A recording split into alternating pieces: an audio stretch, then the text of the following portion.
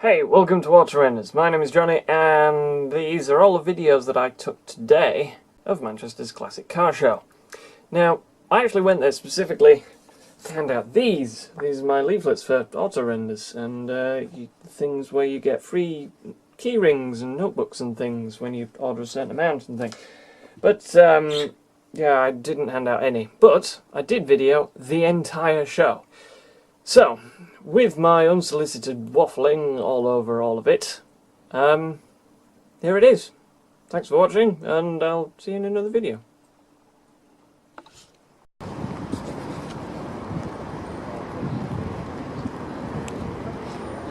I didn't even know they did a John Player Special Capri. I'm guessing that means they probably raced something similar then, I imagine.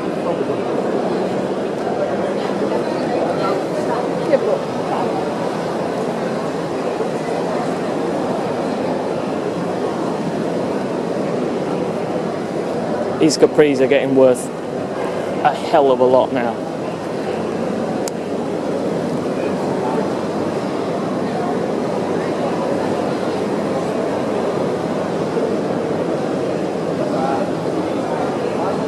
A big Jag. That's a lot of car for 3,400 quid. Very much like Fergus. It's either an R or it's a 6 that they put the R grill on. And a Suzuki Cappuccino! Especially when one from I quite like them. baby car. Yeah. Oh, you could eat your dinner off that, couldn't you? But look at the seats.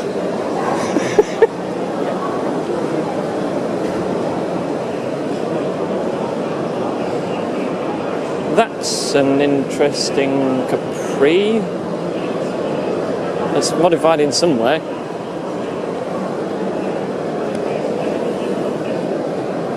Don't know whether it's like a Broadspeed or a Brooklands or a something. I can't remember what versions they did of them. One side of that car, that's interesting. Well, it's a T16, so it's the mid-engine one. It's the same colour as well. And annoyingly, it's a bit of a clue being that it's on this stand, but that is a Volvo.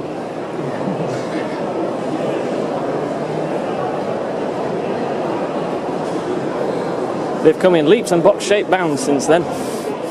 Yeah. I mean, that's just immaculate, isn't it?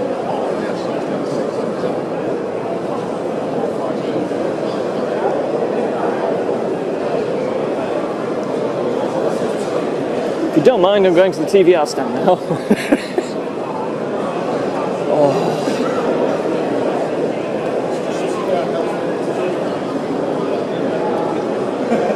Yeah, I'm done. I can go home now. That's.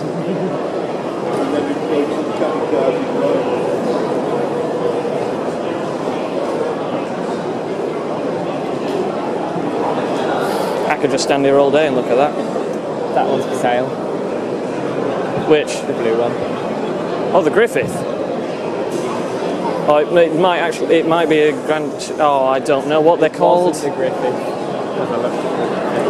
It might be a Vixen or a. I don't know what any TVRs are called. They're all obnoxious plastic shouty things, and I love them all. Grantura, there we go. This is the one with basically a Sierra engine. I think.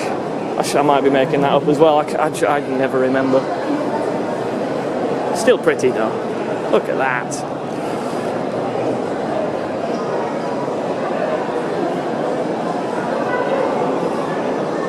Huh, a Talbot Horizon. And a whatever that is.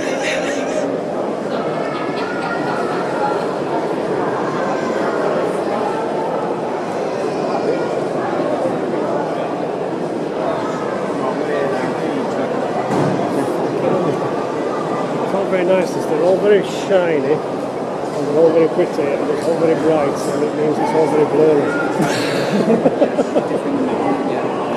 They go into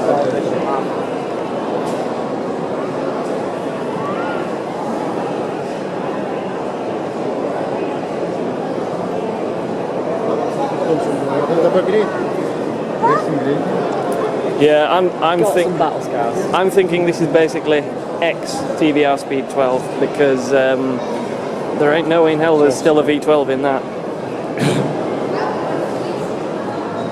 In fact, let's find out. Nope. Still got the inboard suspension. Yeah.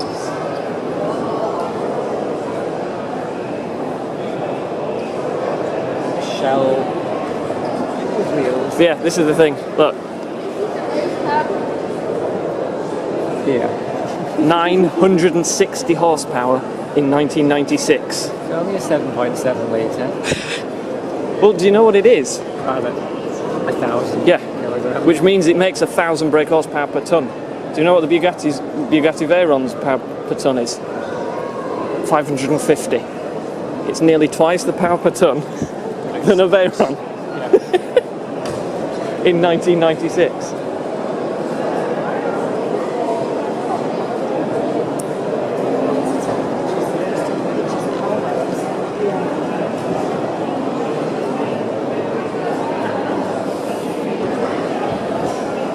Rover V8, albeit very modified by TVR. They did some good things. And a not Rover V8. Oh, that's interesting. I've never seen that before. In order to fit the entire exhaust system, it goes forwards. That's clever. Double back. So, oh yeah, so it can go out the side. Well, it'll have like flat floor and diffuser then, won't it, underneath? So, is that'll be the kind of TVR Tuscan that when you went on that Audi TT course thing, your instructor, that's what she would have driven. Yeah. And would have pissed off a lot of other racers going, I'm not being overtaken by a woman.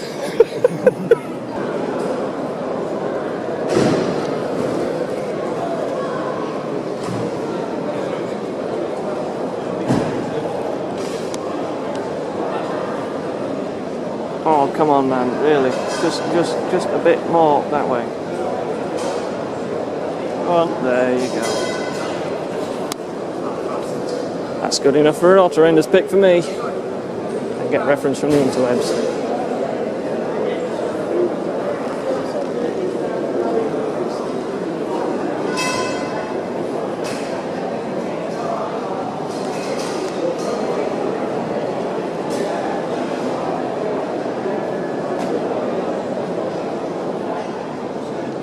I actually didn't realise how much different the two were.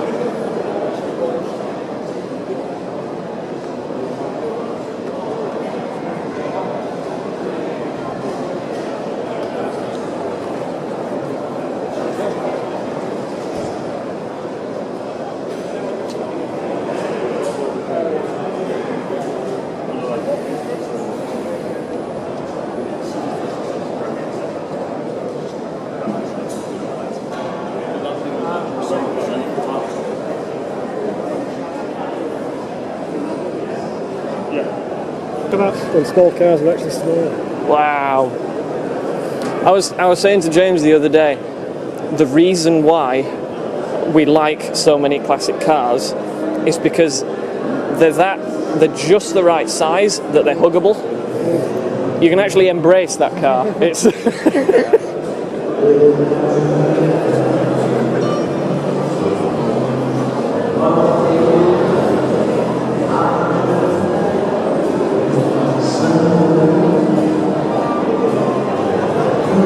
just spotted a car over there, but I have no idea what it is.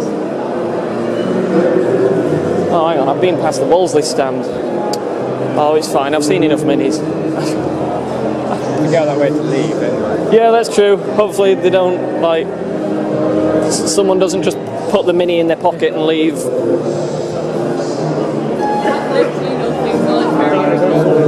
The best thing is the reg plate. Shazoom.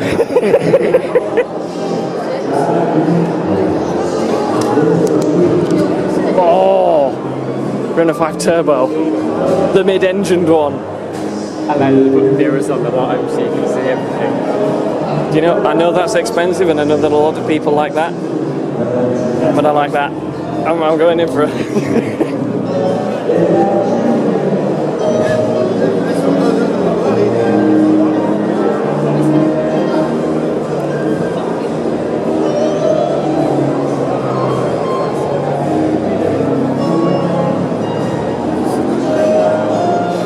Look at that.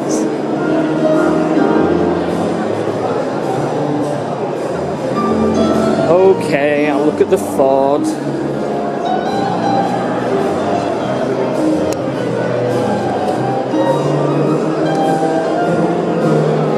That's genius. What steps? Yeah.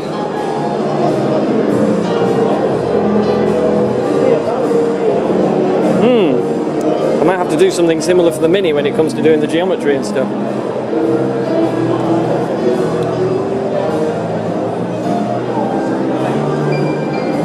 I've just noticed actually, once you put the cover on top of that, you have boot space. I mean, you've lost the back seats because you put an engine in it, but still, it has boot space. And I imagine the radiators are in there, probably. I don't know.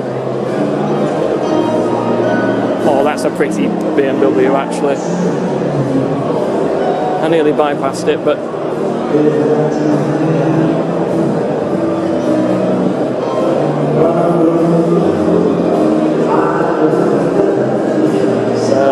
let's see, I haven't missed anything over there, have I? I've missed the Minis, and there's a Ferrari 250 something or other over there, but... Oh, Corvettes! Crap! I didn't do the Corvettes either. I need to go back to them as well. Oh, Mustang Mach 1! I would imagine that there is a burnt out husk of one of these somewhere in Argentina with sweat stains from Richard Hammond in it.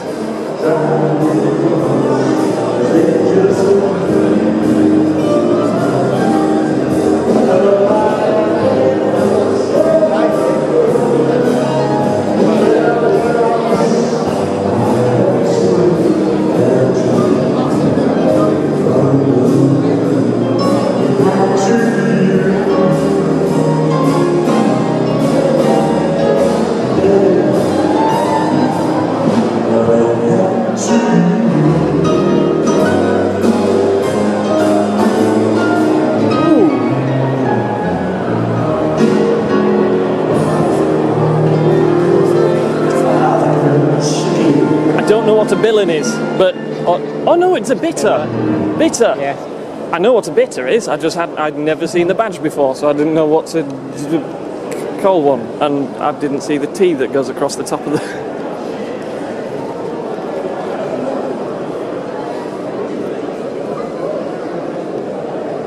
420 of them. That's it. Opal straight 6.3 litre. Ooh. So it's. Underneath it's got Vauxhall bits, but considerably prettier.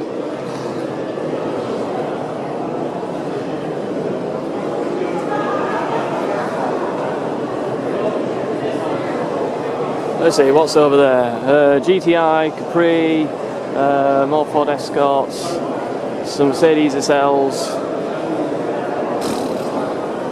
Oh, it ain't my cup of tea, so yeah, I'm happy continuing this way.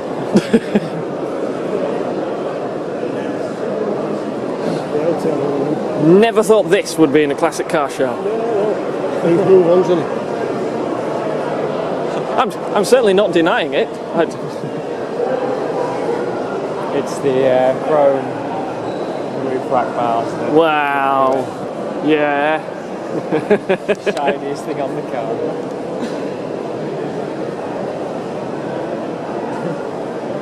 One owner from you. Wow.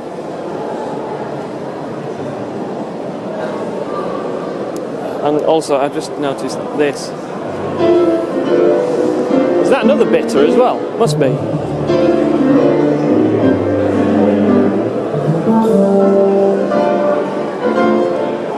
What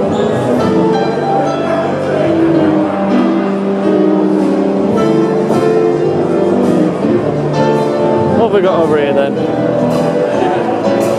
It's not quite a Mercedes big, but it's nearly there, isn't it?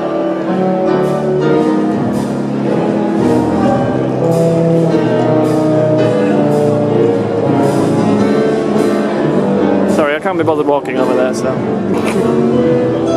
let's go around here and then look at a Mustang. Says that's the only one of that car in the whole of the UK. Oh, wow.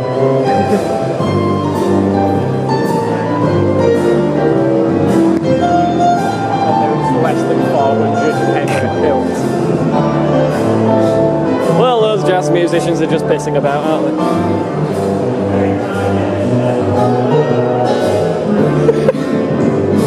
Both the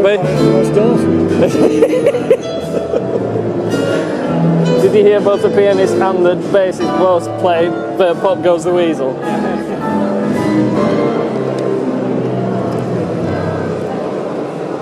Phil, see, this is the reason why I don't want to put arches on this, is that for compression of the wheel, Yeah.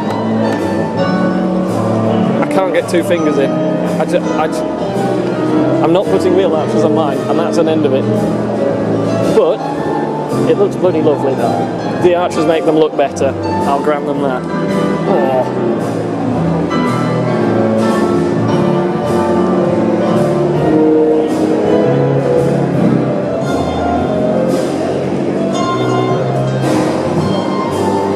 Something that I didn't pay attention to. Well, this is the thing that I didn't pay attention to until recently, is that is technically the 3rd Mustang. There are 2 versions before that, even though we just go, oh look, it's a Mustang, and then you, hang on, what? Why? Yeah, they changed shape about 5 different times until they got to the Mach 1 that we saw over there. So that was like a Mach 5 by it might have only been Mach 3 or 4, but it's, yeah, they'd had a few different versions. Is that a Lotus Sunbeam? Wow! Normal Talbot Sunbeam? Lotus tuned Talbot Sunbeam.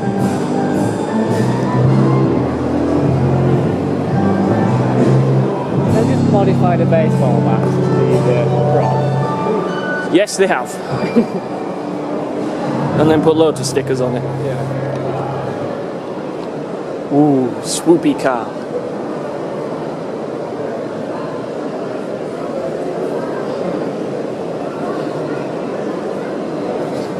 I'm not even going to turn around and give the Toyota Yaris and the smart car the grace of...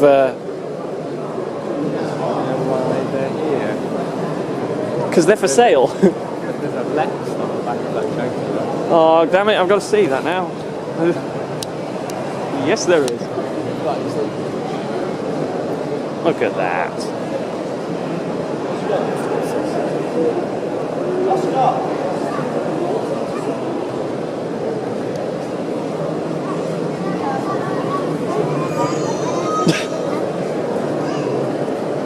Is that a Dormobile? No, it's an Austin something or other.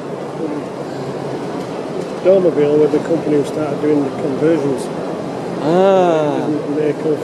Got you. It's the actual camper. Got you. My uncle, the one who became a vicar, he always had transit Dormobiles. Yeah. And there used to be a 2-litre petrol engine in the front of them in the Mark 1s. Have you looked in the back to see inside? Is the doors open? Is it fantastically beige and brown in every single way? Well, everything's wood. Dark wood. Oh, actually, that's not bad.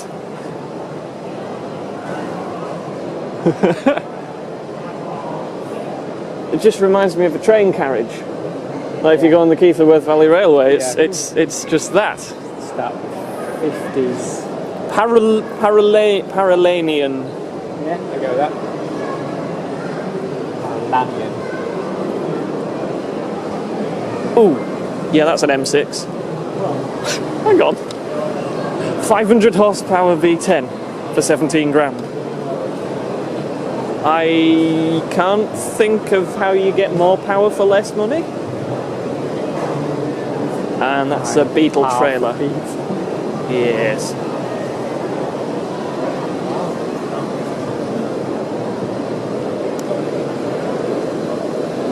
I know we'll get to it in a minute, but that is the orangest car here, and it is a Reliant Scimitar.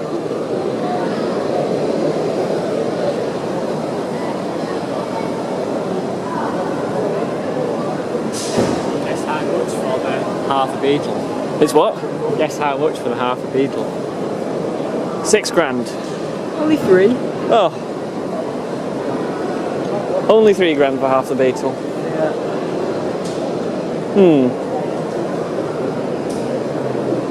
Is it actually a trailer?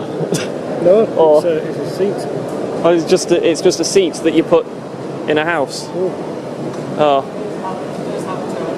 Oh, okay.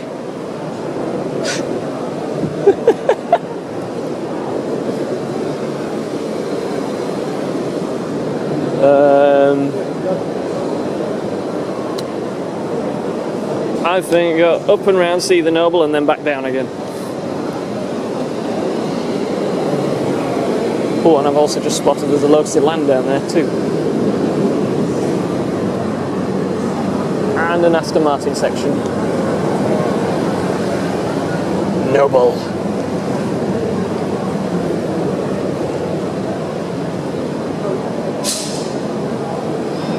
I never knew they had such cool dashboards. Well, specifically just the curviness Yeah. of everything. Technically, if I could pick up it. Yeah. That's the point. You could actually, lower and a little bit faster. yeah, you could actually flatten that off and Special strips and so you've got a little bit. so there you go. Noble should have sold their car in Australia as a ute.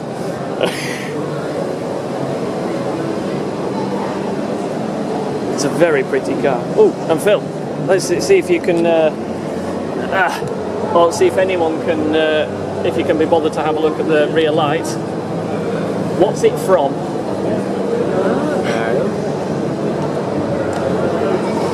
Small clue, Dad had one. Narrows it down to about 10 cars. A Ford. Yes, Mondeo. Mondeo Saloon rear lights. But this is the thing that you get Clarkson saying things like, "Oh no, but it's got a Mondeo rear light and it's got Mondeo switchgear," and you go, "Yeah, because they're type approved. So if you crash and smash your face into it, it's safe, or at least Ford say it's safe." Whereas if Noble built their own, they'd go, "Can you type approve it?" And they go, "How much is it? 100,000? No." And then automatically you've got a car that's not allowed on the road because its indicator stock is too shiny. Well, we have an award for the orangest car here. I don't think we're going to get another one. Let's.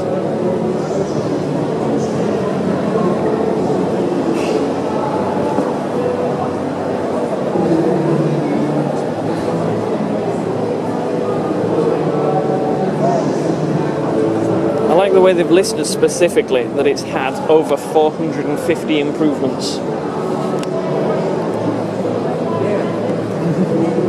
I mean, to get that anal about it, you're talking about we've polished the indicators. The rubber door seals are new. I kid though, because I do love Scimitars.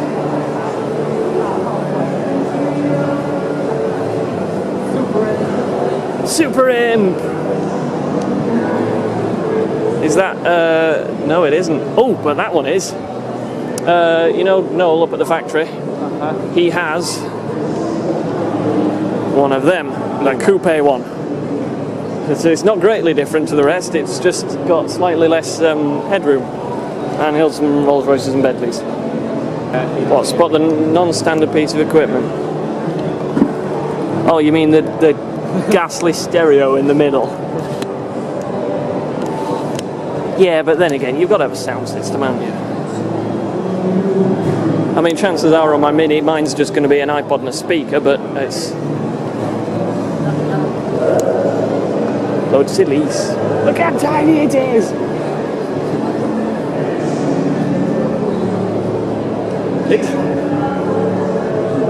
You know a Lotus is small when it doesn't, when it still looks small next to a Mini. Yeah, we went on when I was 17. By the girlfriend that we were going out with, her mom had learned to drive and she'd bought me. And we went on holiday to Scarborough with her and his dad, with the mom and dad, in the inn, all four of us.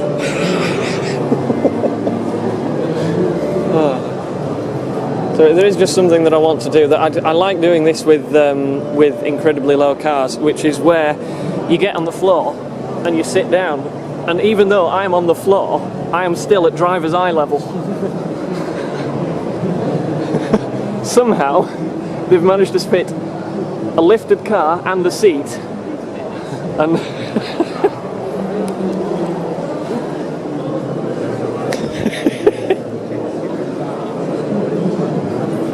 Boxster. Strangely, one of the only Porsches I would ever consider owning. Even though people say, oh, it's not a real Porsche.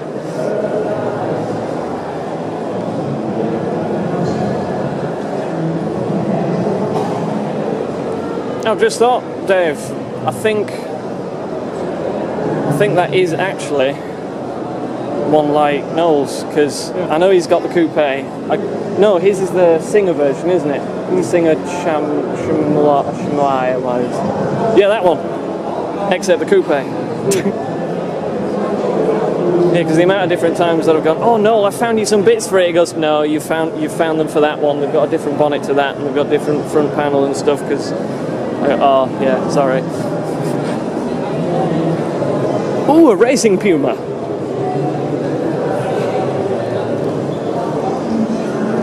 I like these. I mean, I like these, but I've got one of these, just not quite as nice as that.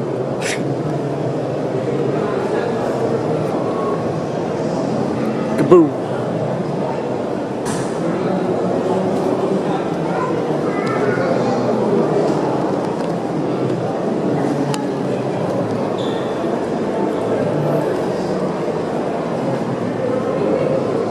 It's a nice Mini.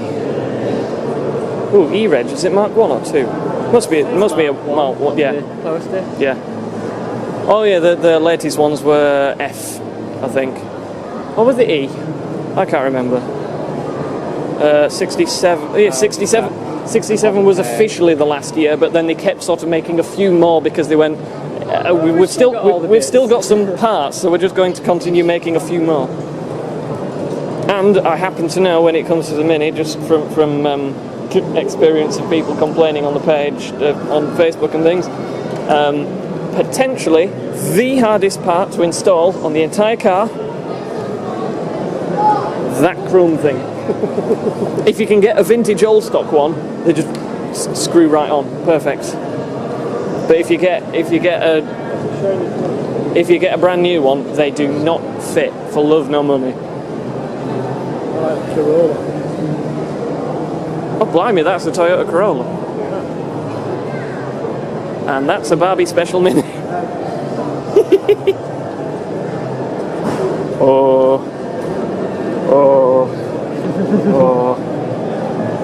Another amendment that I want to make to the Mini, make the bolts for the bumper attached to the subframe underneath and get rid of all of that seam line so the car goes under like a normal bumper does. You don't get the rust there then.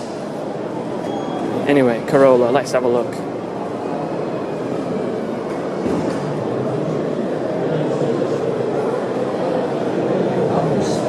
That's cool. That's just something that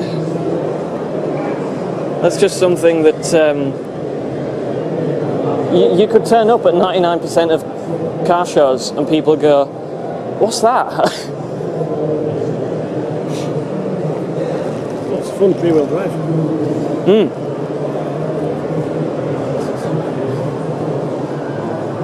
So if you had one, that's what your answer would be if they asked. What's that? It's really fun because it's rear-wheel drive. Oh, V8 Vantage.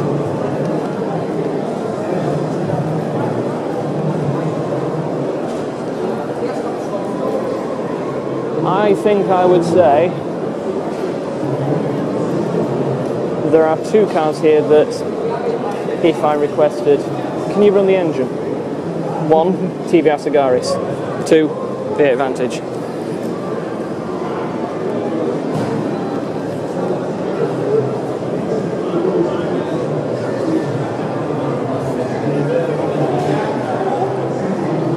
I mean, people say that, I don't know, body kits are for chaffed up cars. No, they're not. That is a body kit, and I don't care what you say.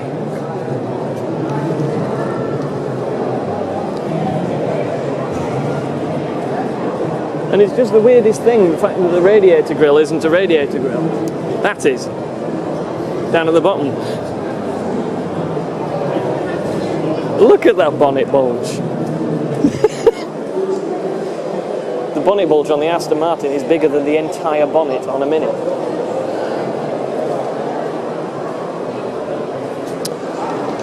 Ooh, it's bumperless, so it may be a DB4 GT.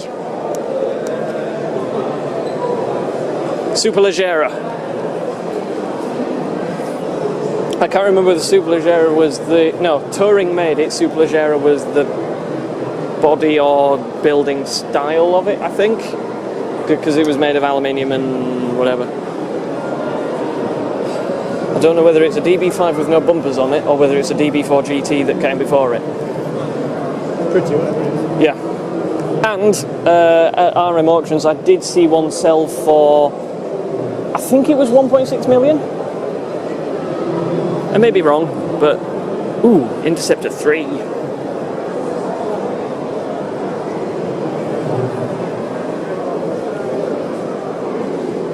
These are supposed to be big cars. Now I'm stood, what, that far away from it? It's in shot.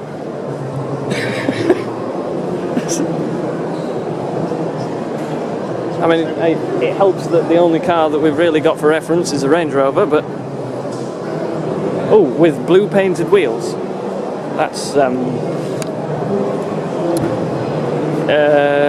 yeah, that's a thing. Okay. Oh my God! So I've just noticed. Wait. Holland and Holland. That means in the back potentially gun rack. Shotgun maker. Anywho, I want more Interceptors. Solid gun stock wood trim. Gun stock wood trim. Solid silver inlays. Okay. Finished by them.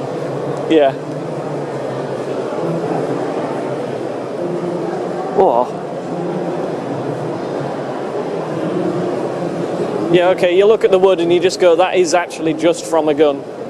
And the same with the leather, that's from a gun case. And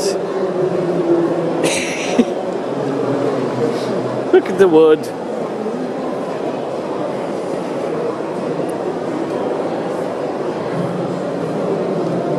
Range Rover finished by Holland and Holland. Yeah, very nice. Therefore, gun stock wood. It's basically a Range Rover with extra toff. Wow, an Ambassador Vanden Pla. I'm a princess. Was the Ambassador like just the replacement version? Because when you look at that and you go, well, they're basically the same car. More windows in. They just decided to put a quarter light in it. How many GT4s have you seen in a row? In real life? In real life, 4. Here, now. Yeah, I think same, but the NEC a few years ago, probably the same form. I would imagine they are all replicas. But, oh wait, no, we're wrong, there's 5. There's one at the back. 2/3. Yeah. But yeah, G-Reg and P-Reg means they are definitely replicas. But then again, who really gives a damn?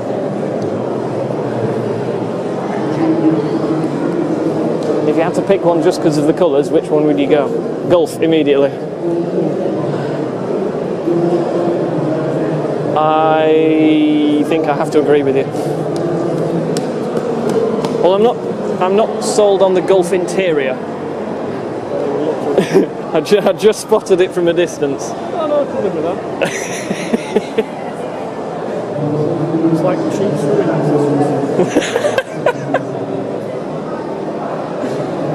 Oh, but it's completely faithful with the gear lever on the right. Yeah. They are nice and they're very exotic, but I like them all bumpy.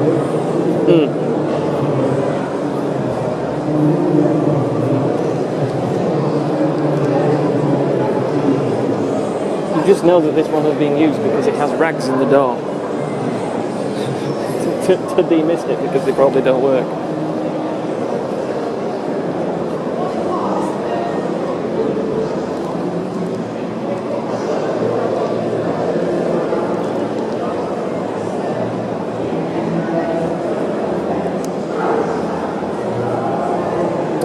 I think, Phil,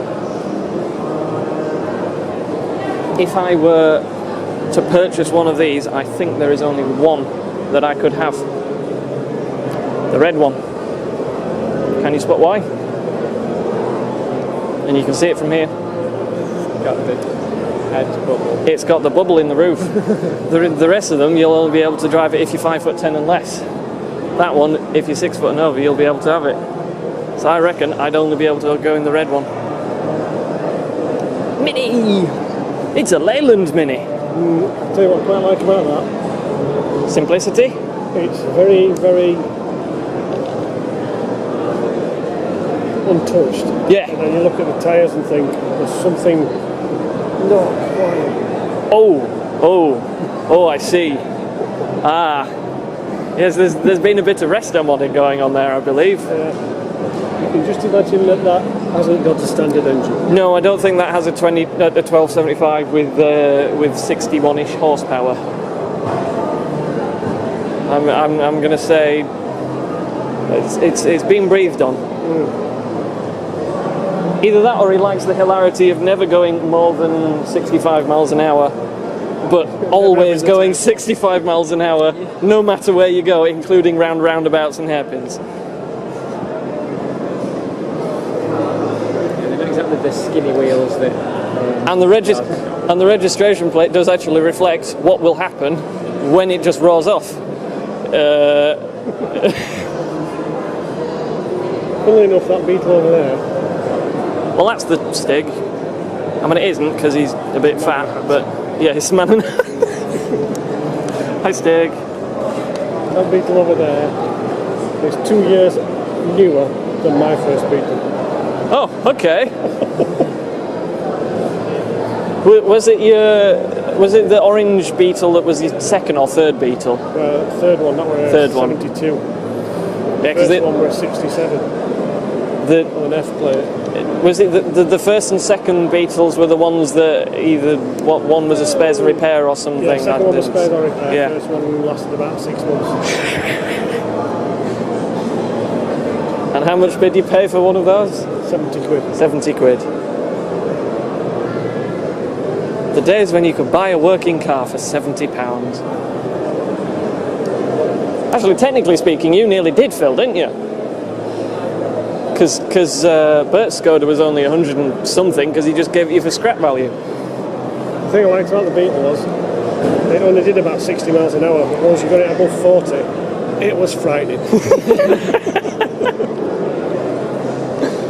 Oh, look, another Beetle. Yeah.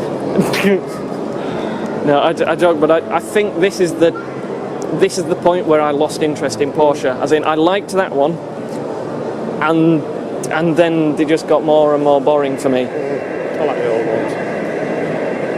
Well, that's because I'm old. I didn't look at those 3 interceptors, so I'm going to go down and back up again. Right.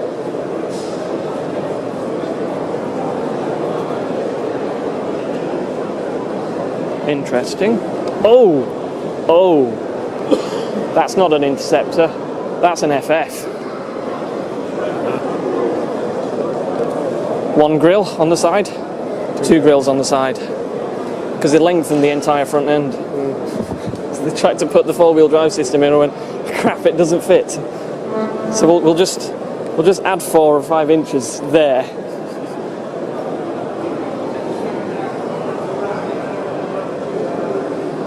Look at that back end though. remember as a kid back in the 70s when we used to see one of these on the road, parked in town, and it just dwarfed everything. Yeah. And it was just like Jerry Anderson had come to town. The Fab 1 in bright pink had arrived. But then, you look at it next to a Porsche and you go, there's not...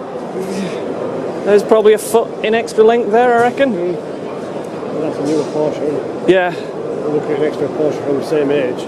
Yeah, the Porsche from the same age is about the same as the Beetle that it was sort of based on, so... Ooh, and an Intercept's convertible. I didn't even spot that when we came by. Nice, But it doesn't have... end. Yeah.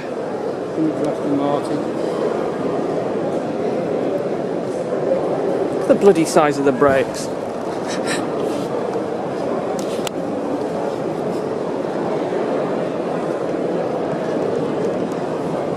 Whoa.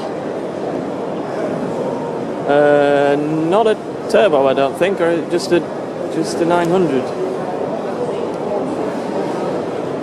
I don't know, and I don't care. I still like it.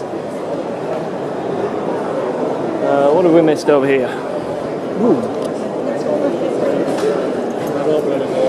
Sorry, I'm abandoning them. I'm going over here. That's it is something. Nice interior. That sounds like a new one. That's bloody proper, isn't it?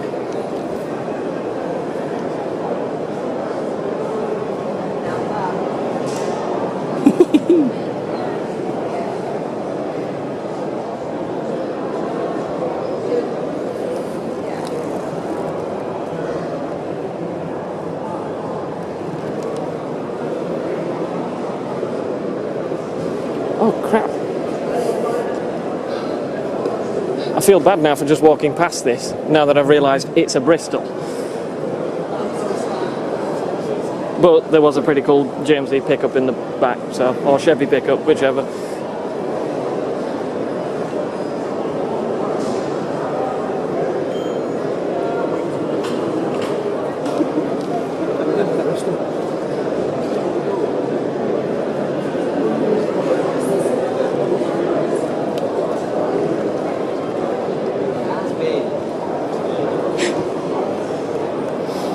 Oh dear.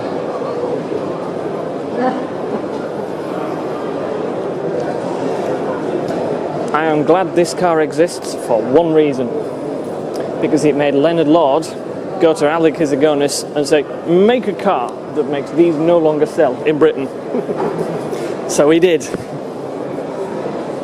And the Mini was born 2.5 years later.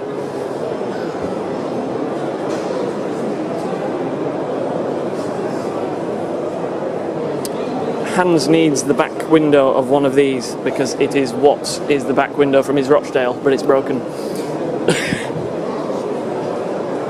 I was just saying that one of these and them is what Hans needs the back window from for his Rochdale when he gets around to it in another 65 years.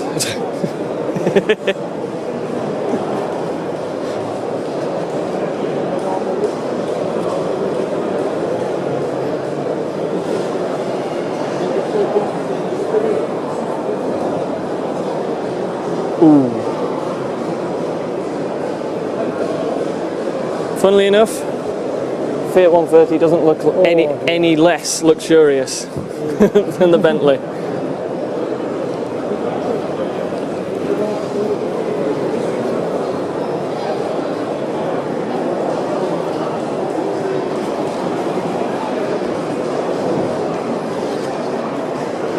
Just gone 3 o'clock, so we have 2 hours until close.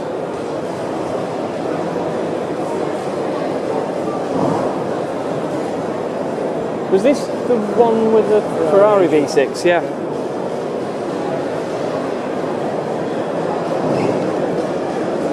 It's a complete one-off and nothing else shares its body shape like the Fiat range. Wow. Basically built as a saloon supercar for, particularly for mafiosos. The thing is, you look at it now, and actually, you look at the complex shapes of, I don't know, Bentleys and all that stuff, but actually, to form that on a modern press, and to form that, you can't do it. So these kind of shapes are just completely lost.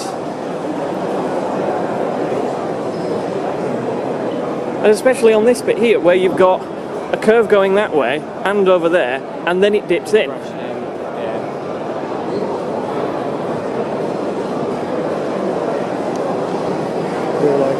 It's the only Fiat that made it into the supercars. Top trumps and things. Trumps. Yeah. It's basically the same engine as the Dino. Yes.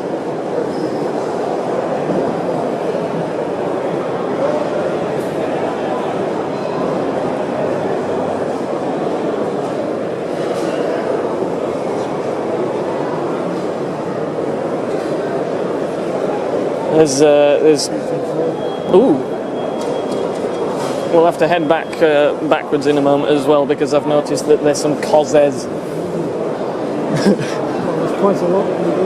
Oh God. Well, we have 2 hours to do it in, providing they don't throw us out.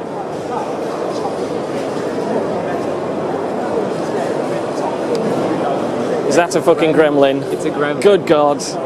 Why has anyone made one of those? Actually, I really like that. if there's just one, good, museum piece, perfect. Yeah. If there's one original gremlin, On the way, teenagers, Slim's dad had a Mark 1 3-litre GXL. And he ran it for a while, then it needed repair, and it got Yeah. shoved in the garage, and me and Ringer were going to have it and buy it off him and do it up. yeah. And I slept in it one night, but really back to sleep. One of the coldest nights I've ever slept. A concrete garage on a council estate in an old Capri. I've just noticed it's got Elvis's sideburns. Yeah. I'm pretty sure Elvis had like hair like that and a quiff in the sideburns, didn't he? Yeah. Look at that spoiler.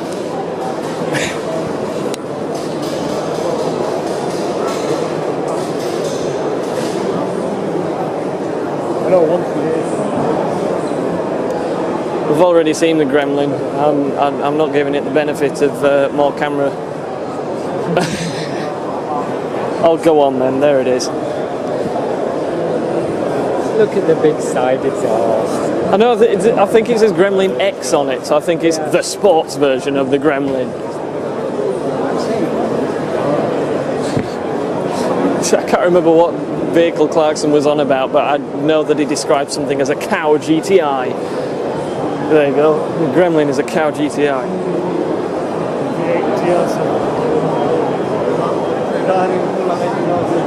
Oh, hang on. If it's 3.5 litres, it's TR8, isn't it? Oh, bonnet bulge.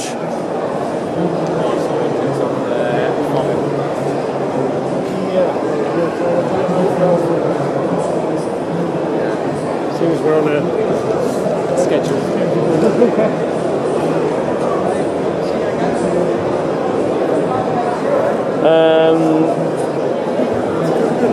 Oh, what's that big fire engine? No, it's a tow truck. Let's go and have a look at a big tow truck.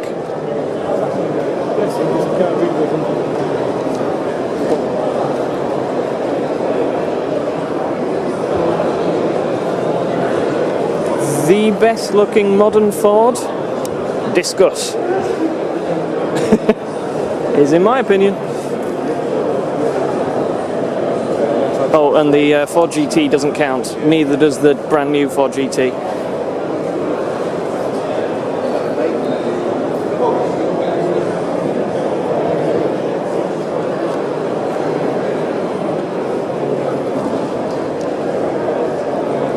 Shorten that name to how the Cosworth clan do it. If they got, I've got an Escort, but they don't say Cosworth. They say Cos. Okay, you don't know. Okay, well it's Cosy, but you can't pronounce it Cosy. It's Cozza. You've got to have your jaw fall off as you say it. Cozza.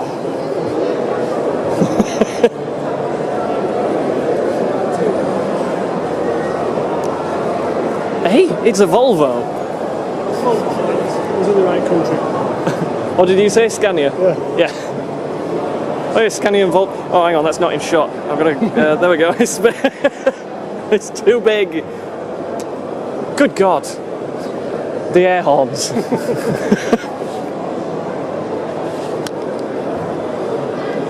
There we go, Phil. I'll just mount those to the roof of the Mini, and then. So where you need a compressor that also has the same capacity as the engine to power it. Two-tone as well.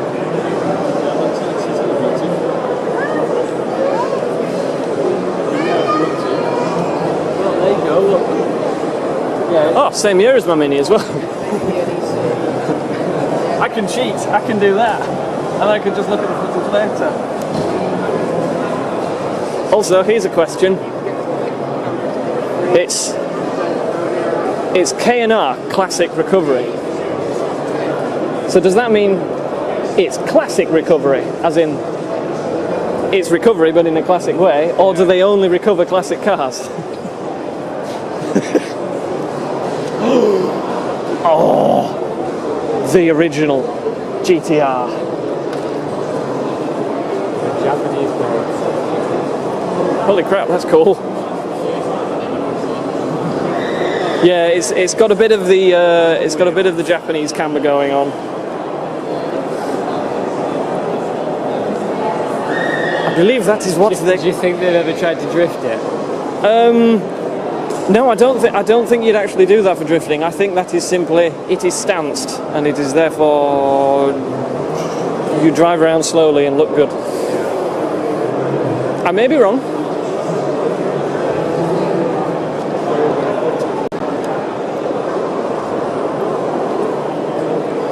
On the dash. Yeah, scribble on the dashboard. That means someone famous has scribbled on the dashboard, I reckon. It's not a difficult thing to deduct, is it?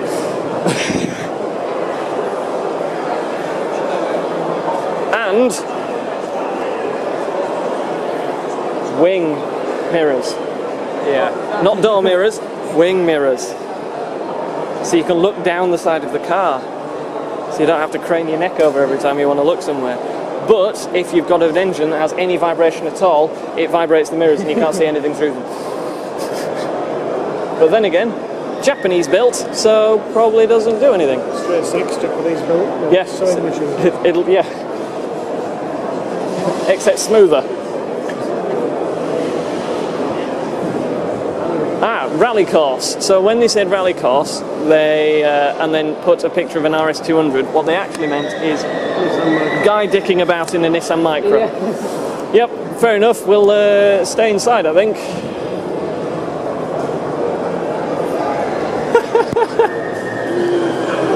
Phil, shall we bring your Honda round?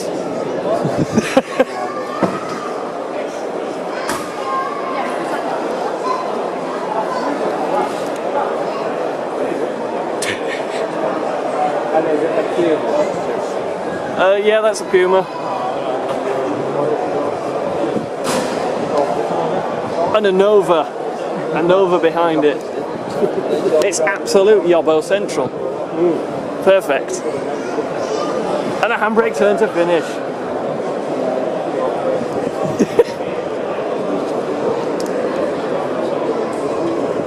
I'm going to have a quick breeze round the Sierra Cozza.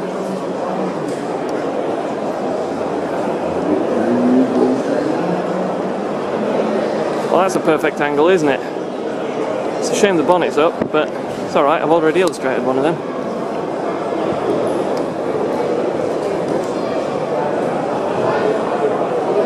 That is a lot of money sat right here. Cozza. Never did it for me. I like the idea of them.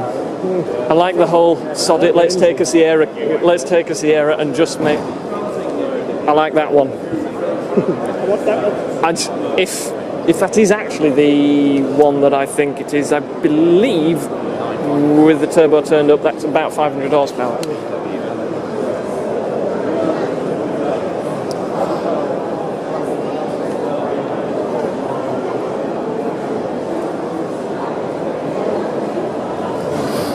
I think back in the 80s or 90s, Tiffany Dell drove one of these. 80s. 80s. Oh, yeah, it's got to be 80s, of course, isn't it? A couple of Porsches. Oh, look at the seats in that. 80s. It may be brown, brown and brown, but it's checkered brown, which makes it cool.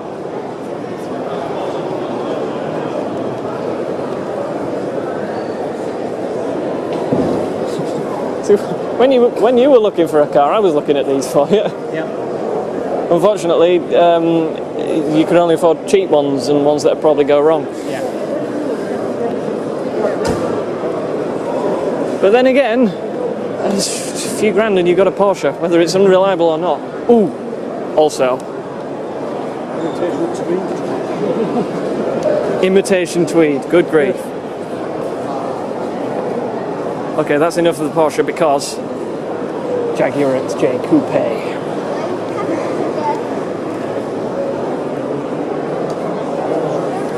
These have gone ballistic in value over the past... Yeah. I don't know whether it's the 12 or the 6. I didn't read the front of it, but... Very nice. But they're very nice.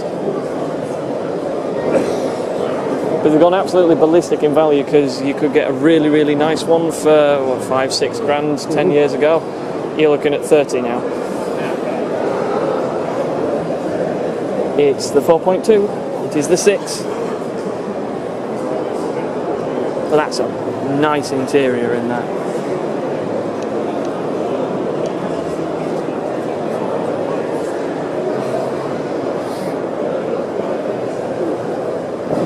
And I can't remember who I heard it off, but... Oh, wait, no, I do know who I heard it off. It was our photographer. She'd... yes. Yeah, the headlights. Nissan Figaro. Basically, underneath, Nissan Micra. And then on top of it, they put a pretty body. Unfortunately, all of the things that they bolted on are plasticky and rubbish, apparently. Oh, that's not an MGB. It's the Downton Tune Straight 6. Oh, I want those headlights. I want those headlights for my Mini.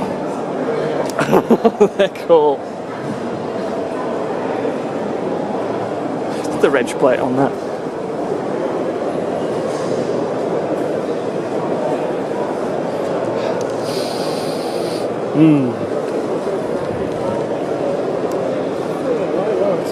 MGC, maybe, or MG. It'll just be the tuned one then. No, they just put the B series 4-cylinder in. So that'll be the 6-cylinder that they put in the bigger cars, and then someone's clearly gone, "Excuse me, Downton, can you do this for me?" What was one of them in? Oh dear, person with really nice camera, and the thing that he's filming is the Figaro. Figaro. Oh dear.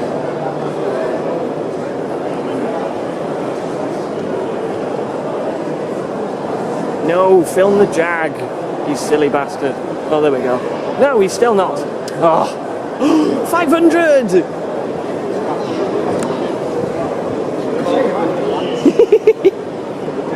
They were tiny. See, look, you can hug it. It's the right size to hug.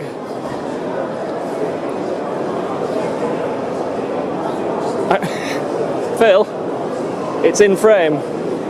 It's completely in frame. I'm stood 2 meters away, and it is completely in shot. It's so tiny. Oh, I love it.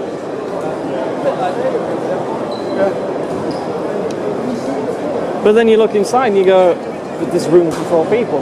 And there is genuine room for 4 people. The sides are on the paper thin. Yes. It only has 1 layer of metal. It's like the Mini. Oh well. Hi Ed. I've already met him once. Then it's not got much further. No. Oh, it has actually. I've done 80% of the bodywork. I think when I met him, I hadn't even started the damn thing. So You bought it and decided to do so. Phil, Gran Turismo time again. Tommy Mackinnon Evo.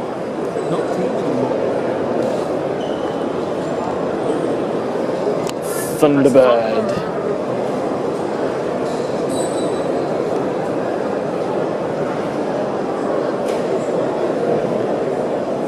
Hans's Rochdale is based on one of them, Ford Pop. Unfortunately, that Ford Pop probably now isn't based on a Ford Pop anymore. That's probably got a Jaguar back axle and, yes, big V8.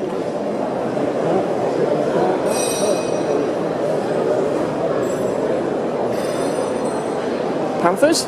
Yes, Panther.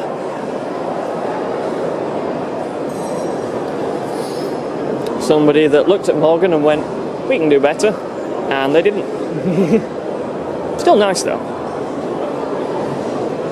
Although arguably it's more curvy and swoopy than a Morgan. Morgan have got very flat sides, so. Fiat Argenta engine. With a what? Fiat Argenta. Never heard of it. All of a sudden, oh, for the Gulf states, what?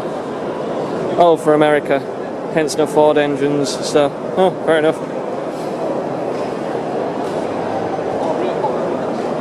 Anyway, there's a Supra over here, so, hello.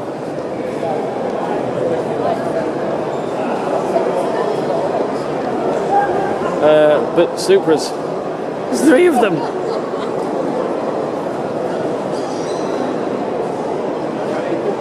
Yeah, I know.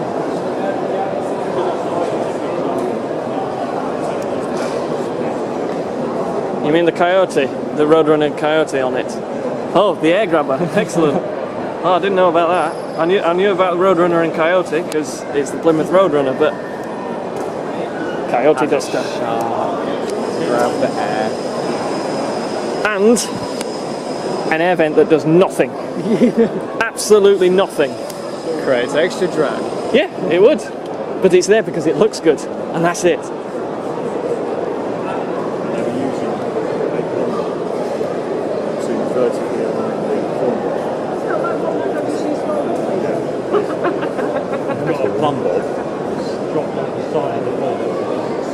It's not the most practical of bonnet stairs, but I like it.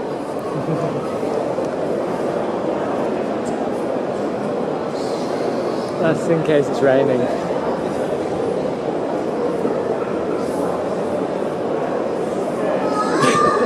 You know what I was saying about classic cars and the fact you can hug them? Not quite. I mean, you can just about. But hang on, actually straighten my right arm. just stretch your arms and just. I want. My right shoulder doesn't allow me to actually. Okay, then we'll do that anyway. I physically can't extend. Fine then, you hold the camera because because I want to just see how.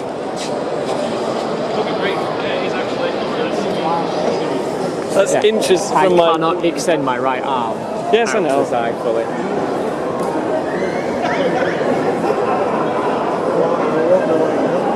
Oh. Let's see, Phil, if you have any idea where this particular Cadillac, well, not this exact one, but a blue one, became a little bit more well known. I mean, that's the vaguest question ever. Well, it's going to be Top Gear. So what you mean is what country? Or No. what part in this country? No, why it came on TV, why it became well known. James May. First ever Top Gear road trip. It's the Brougham sedan that kept breaking down every single time that they stopped it. And that's not in shot. That's still, there we go, now it's in shot. And I'm that far away.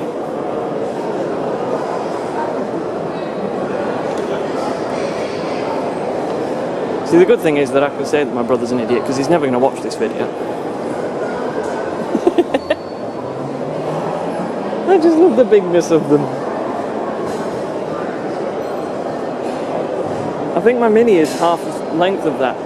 I think the Mini is from that point at the back to the middle of the door shut. Yeah. I'd say there's about 10 feet there.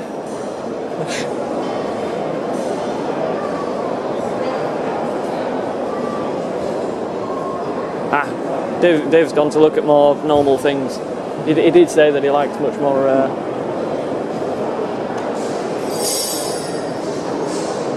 To see the underside of the car, stand behind the mirror and look down. Well, there you go. It's got a flat floor.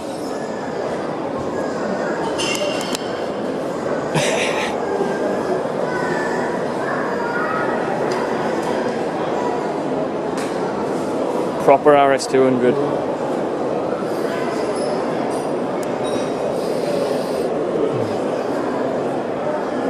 Smells of restoration.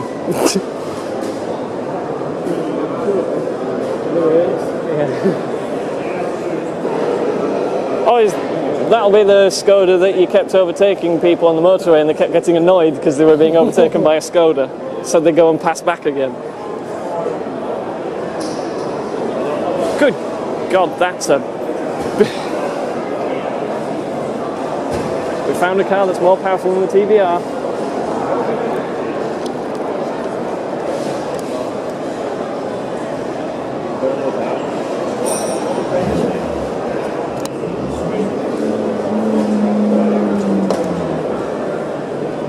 Oh, I think there's more something going on out there. Oh, that'll be where the proper rally course is then. Hence, Skoda rally car. Rally car rides? Yeah.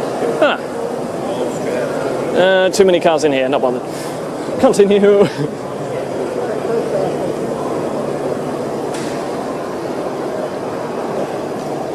Stingray.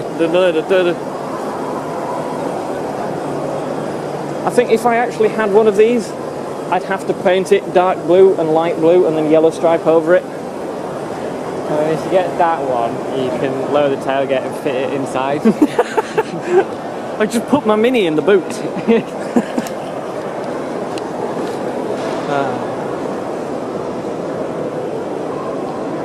Yes. You have to have that sticker, really, don't you?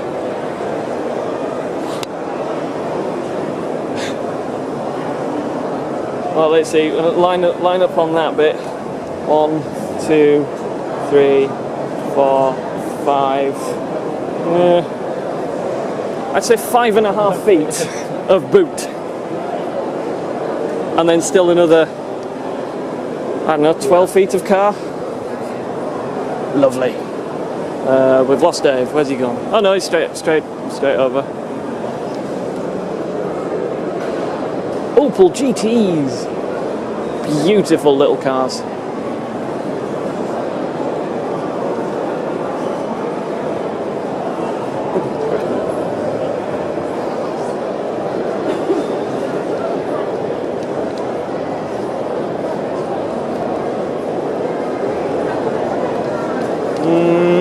MR2s are cool, but Opel GTs are better. When I was 11 years old, they had one of these rally one on display in the Opel showroom in Huddersfield. And me and Mark used to go around collecting the leaflets. And one Saturday we'd spend that long looking at it.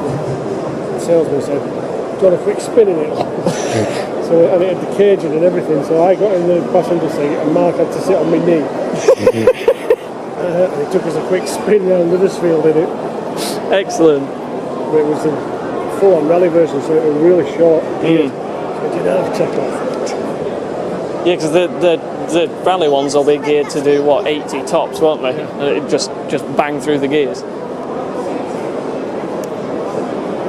Many Vauxhalls. I was looking at the many body kits. Oh, good grief. See, this is the thing. That's expensive and shiny, and very well and whatever. I like the original. I like the white one.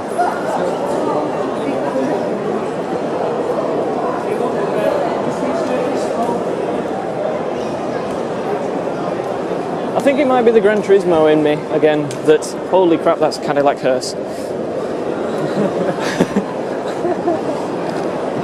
I mean, if you're going to go You go in style.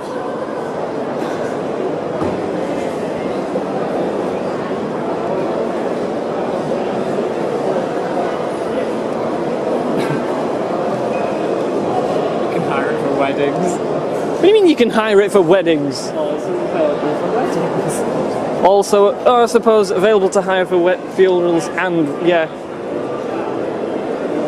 I mean, that's gorgeous, isn't it?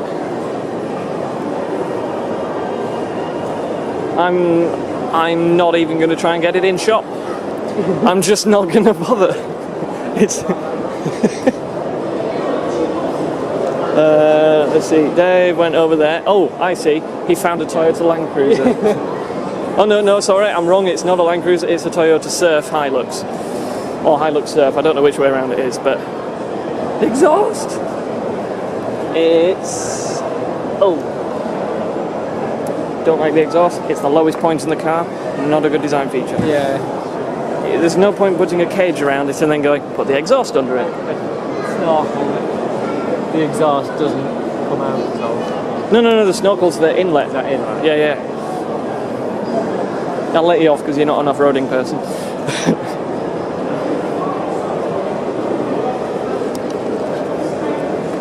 I'm looking at this and thinking the 4-track isn't going to be too far off in size. No.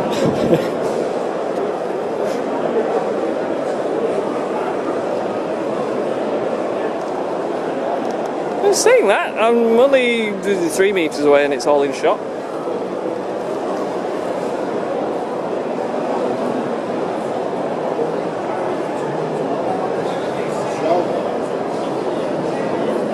Do you know what that is?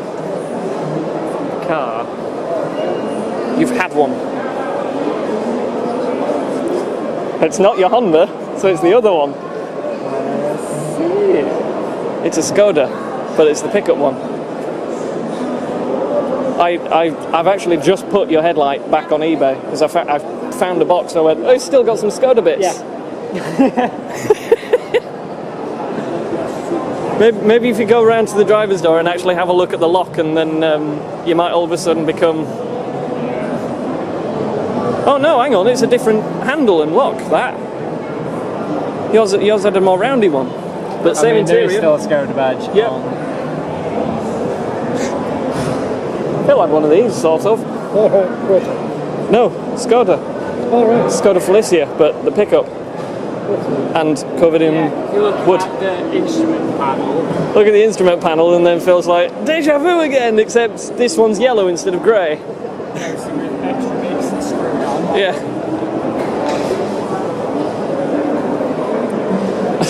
So it's got 1969 on it and Woodstock, even though it's what is it? There, Opel Cadet. Ah. Basically, similar body panels to the Chevette, but without the Duke suit. Got ya.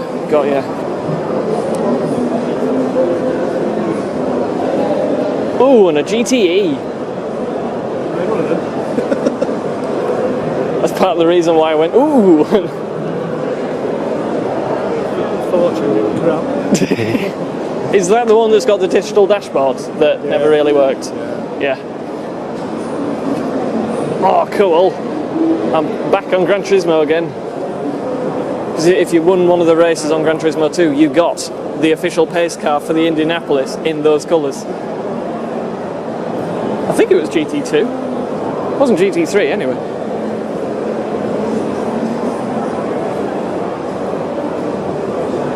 Another oh, hang on, that's the confusing one because that's the TR7 V8. The time when I got the ride in the Opel, one of the other dealerships I went to was the British Leyland dealership, which was down in the Mill Green end of town. And these things were in the showroom brand new. So you're just looking around and you're going, oh god, I've gone back. How fucking old am I?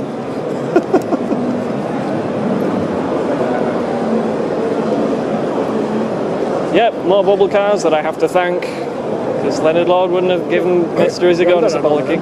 Nice. Cool. ever been popped in it and driven about.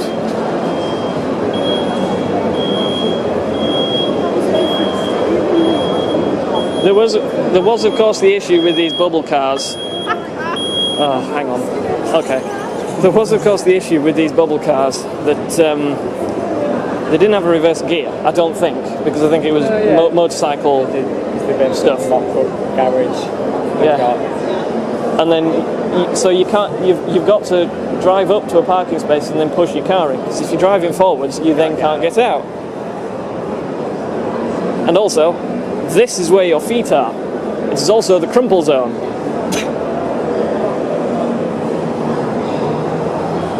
Ooh, Mustang. Any collision? No, that's true, yeah, that's TVR's principle. Well, don't crash then. And,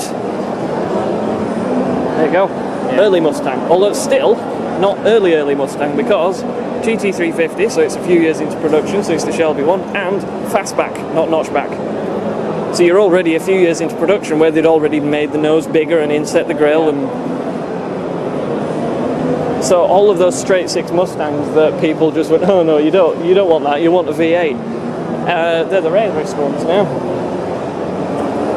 Well, in Britain at least.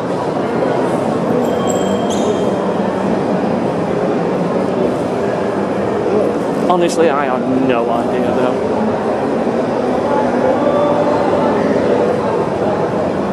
Evo 5. 5? 4? 5. 5, it says on it. The 5 and the 6 are the same car. No, they're just the same. The 4 was a bit different. I'll grant them that.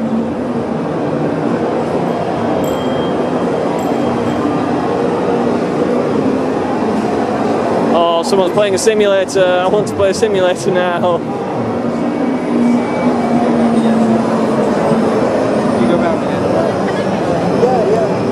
I would happily put on a bet and say I would be the fastest driver of the day. Although saying that driver's just managed to go nearly flat through Eau Rouge. I like the way that I managed to see that it was Spa from one corner on one screen from the side.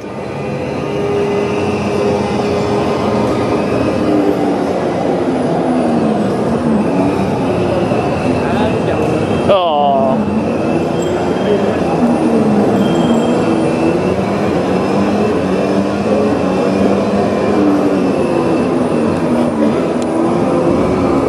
Midget race car.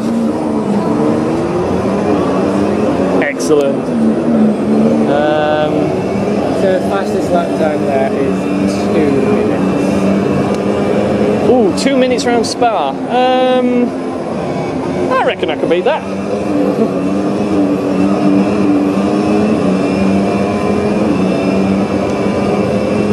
Ah, shit. It's money. I don't have any money. If it was free, I'd go on the old... well, I'd just go on it once, but... Damn! I mean, I don't blame them for charging money, of course they would, but... It is £10 and £5 at the same time, so I'll just take the £5. Great.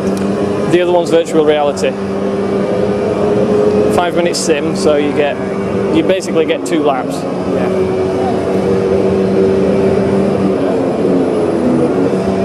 It'd be rude not to have a look at the Back to Future car. Back to Future, I missed a word. Oh my god, a Montego hearse. So we've found the best way to go, and now we've found the worst. Maestro. There aren't any severe hills we have to go over. There you go, Mum, we're filming this for you. I need to just... Oh, the memories I have. Excellent. Oh, it's a left-hand drive one. Well, that's a bit unusual. But exactly the same cloth. Same brown dashboard. Fantastic. I love that. Came over here to see DeLoreans and got distracted by a Maestro. Oh, don't worry about it. We all walk around each other in the air.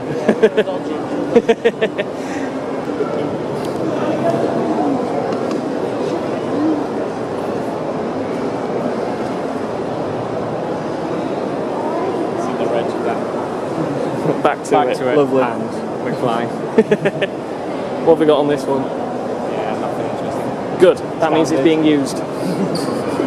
Probably. Well, actually, I want to have a quick look at the engine in that.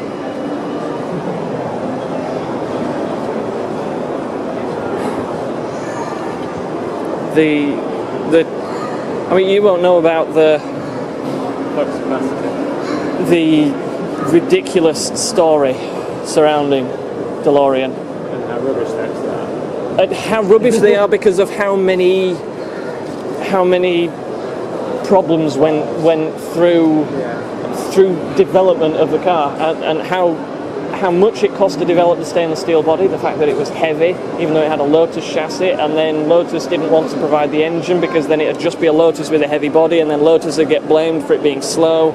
So they had to put a different engine in, so they put a Renault V6 and gearbox in that was the wrong way, so they couldn't turn up the power. And then, just as the DeLorean Mud Company were doing okay, and they were finally getting some cars sold and finally sorting out reliability issues, the FBI put Mr. John DeLorean into a drugs bust, and he got arrested. And then by the time that he finally got cleared, the company had gone bust, and that was it.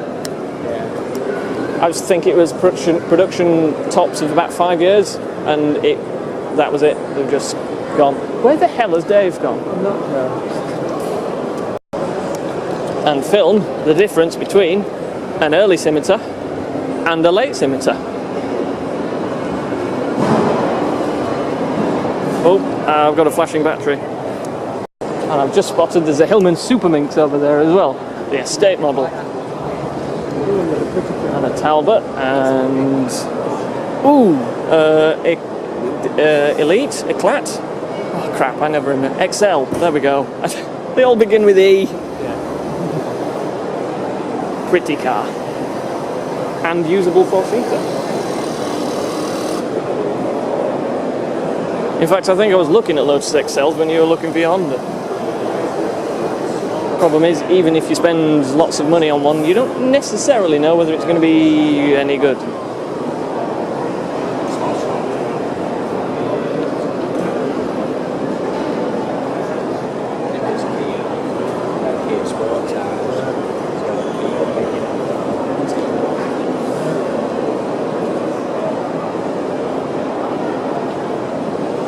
Another Mustang.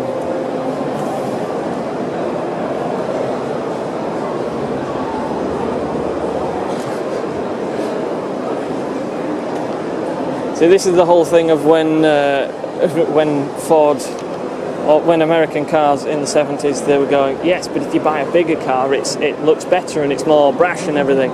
So in 1970 or 71, when this kind of Mustang came out, they made it bigger. Yeah. They just added more car there. I mean, if you really wanted, you could have fit a V16 under there, but... It makes the lights accessible. Yeah. Take anything off to get to it. No. Like changing the light bulb in them again. No. You have to drop the whole engine out to... No, you just have to build a new garage. Because it doesn't fit in your old one. Ooh, is that a Zagato coupe? Oh. Fulvia Zagato?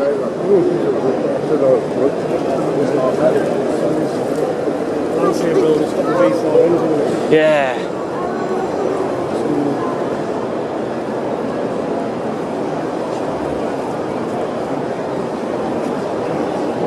See, I spotted from a distance that it was a coupe, but I didn't spot that it was the Fulvia Zagato. One of the only Zagato cars that I know that doesn't have the double bubble bit in the roof.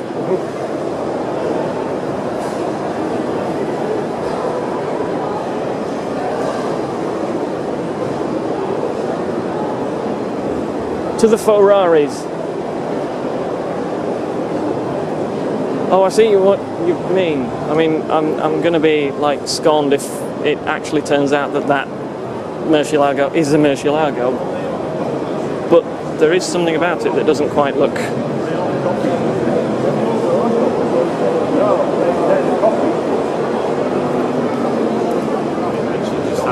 versions, and this is the copies.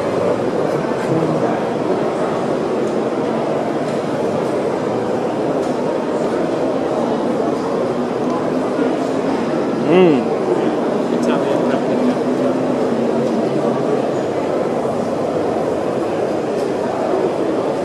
It's one of them where, from a distance, Yeah, it perfect. looks believable.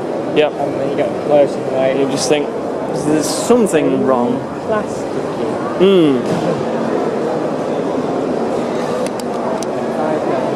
I can't see any of the details on the camera. But... V12 BMW engine. Oh, is it a Parallel Designs one?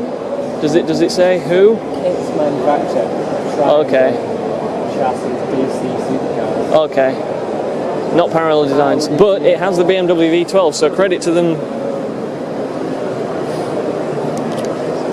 Because that's one of the things with kit cars is when they base something like this on a Toyota MR2 and it still sounds like a Toyota MR2. Yeah. But when you have a space frame chassis and you go, no, let's build something good, you put a At least BMW it's, V12 so it sounds like a Lamborghini-ish.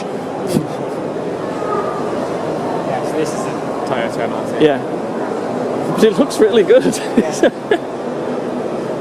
that looks more authentic. Ooh.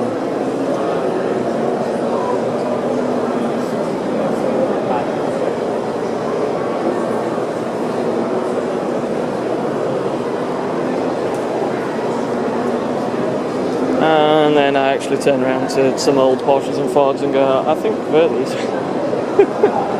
Oh.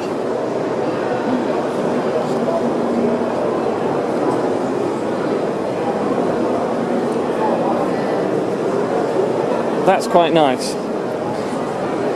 But it's not a Brera in matte grey. I mean, just look at the front end. It's so pretty. Oh, and the Maserati with the boomerang lights.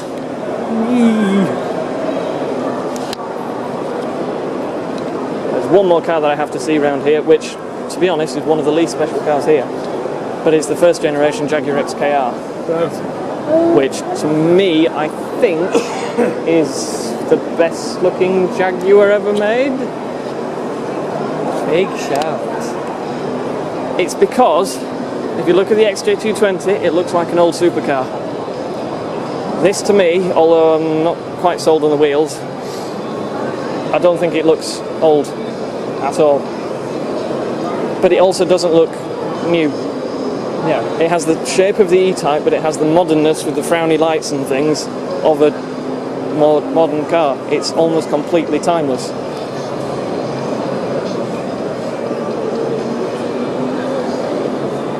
I know people prefer the XJ220 and the new XKR and all that stuff, but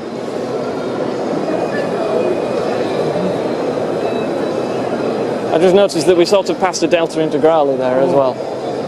Time for the Delta. Another 500! A dicky car. But again, And a it's Triumph. not a real car. I don't know. Still in the same barrier. Same barrier. Oh, so it's a pretend one. Well, you'd never know. It might at least be a Lancia Delta, but just with some body kits on it. Morris Traveller. Look at the wood on that.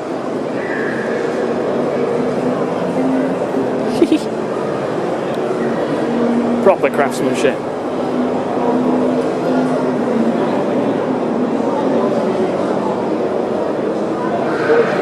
So we have a Lancia.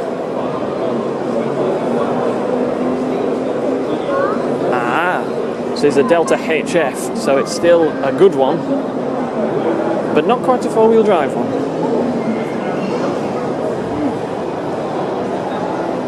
But it still looks badass.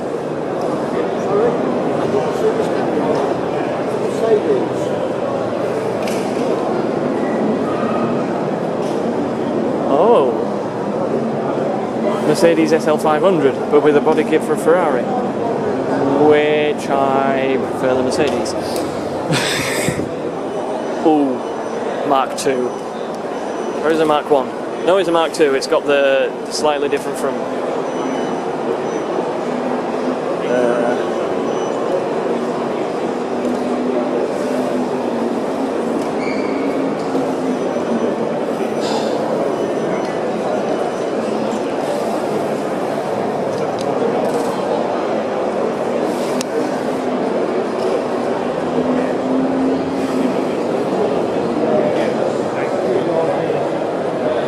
Mark II's a pretty car.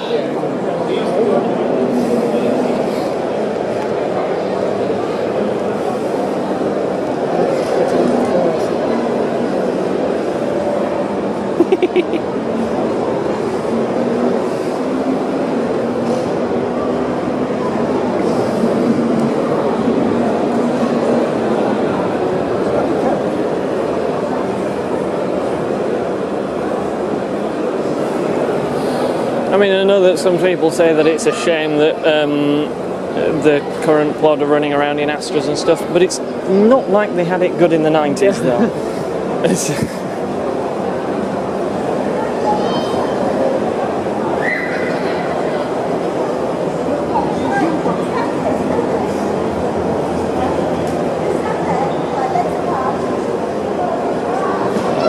Oh, hello, Ferrari 360.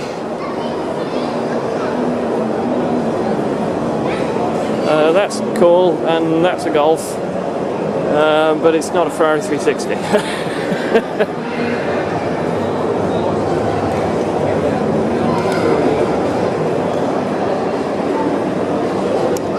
Blooming lovely. Right, where else we're going? Dave and Phil are up here, so we'll go up this gone. Ooh, Austin Healey's. How did I miss them?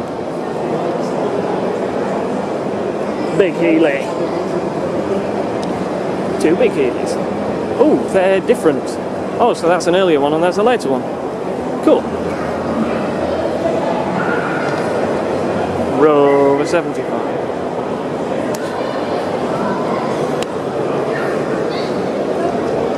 Nino, Nino.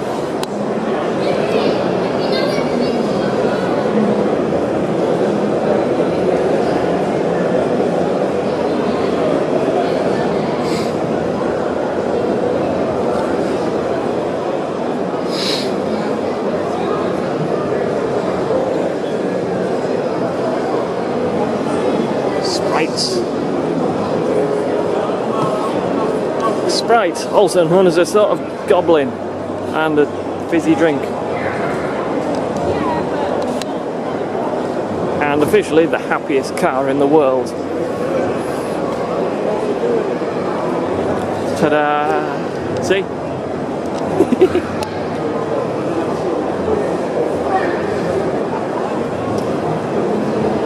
Sorry love, I have to film you getting in. Ah, she's in, it's fine.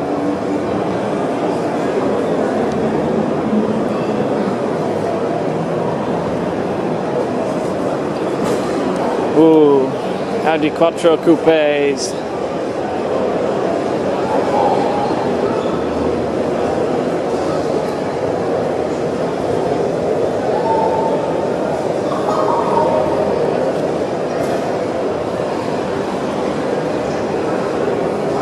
And a little Renault.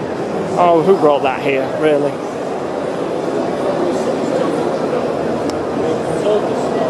Minis. Ooh, EJB.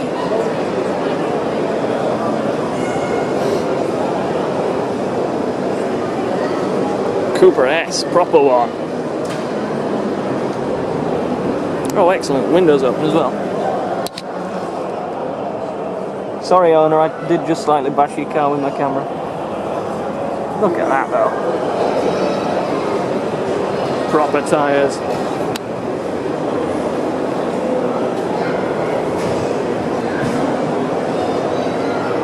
Cool. And then on to the Rochdale.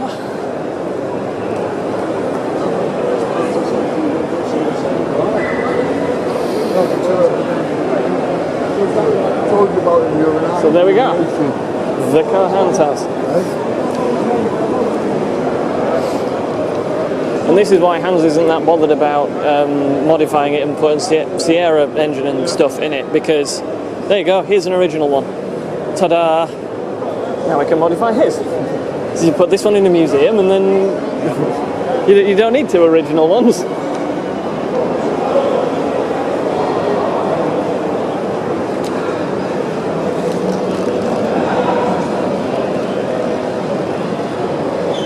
They are cute little cars.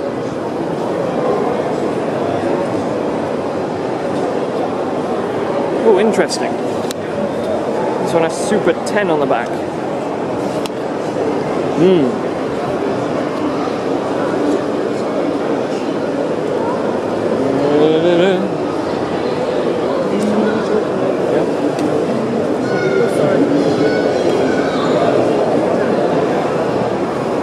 Oh, there you go.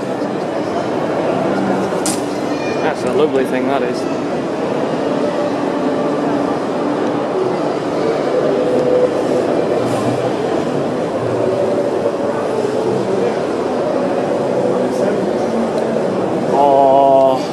Sorry, Rochdales, you've had your time. It's a four-wheel drive 2CV. Oh, good God! Oh, that'll be. They just put the engine. They just put two engines in it, haven't they? Let's put the front of a Citroen in the back of a Citroen, and then make it two fronts of Citroens to make four-wheel drive. What's it called? 2CV. There we go.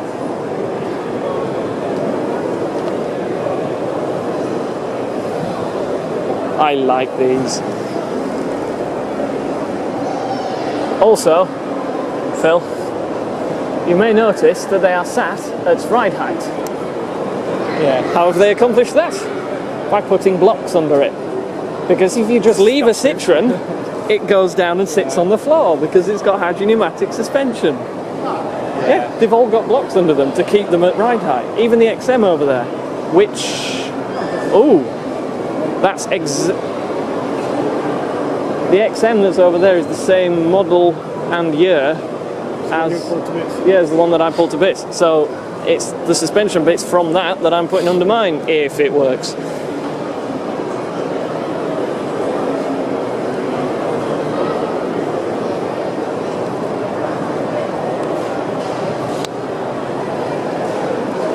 I mean, look at that bloody interior though. I mean, I know you can't see any of it. You can just see my hand and the reflection of the hole, but we're getting it from this angle. Yes, a bit.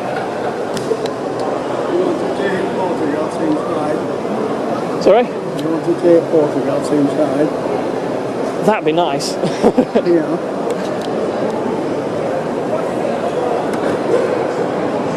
Even the door funk sounds nice.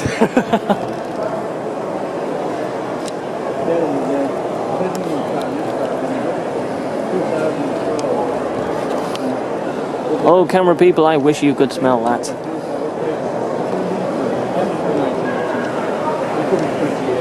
Oh yeah. Excellent, thank you.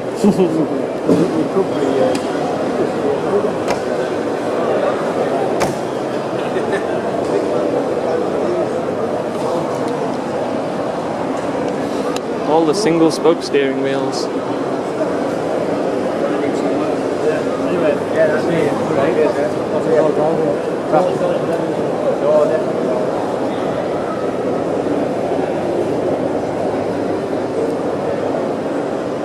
Two-litre turbo. Oh, it's the petrol one. So there we go. Hopefully mine will have the armrest from that, the central console, and all the suspension.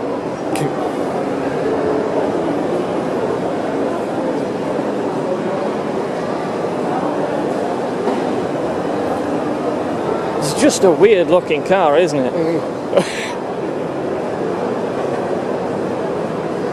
I wonder if that's sat on blocks to make it sat like that as well.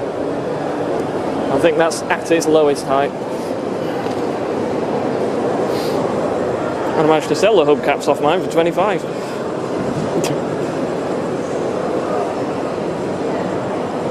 In fact, actually, I'm just going to look at the condition of one of them. No, just in the long shot, that they just happen to be the hubcaps that I sold on eBay. Look at the difference in size from that to that. I can understand it. Oh, of course, it's both XJs. Yeah, okay. They were a big car. Yes. That's what it was. And the BMW 8 Series that is going to be rivaling that kind of thing, and the BMW 7 Series is bigger than that.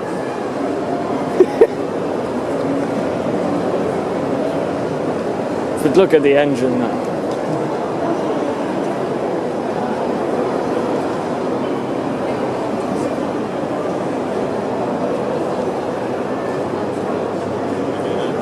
Just lovely. And it's a Series 1.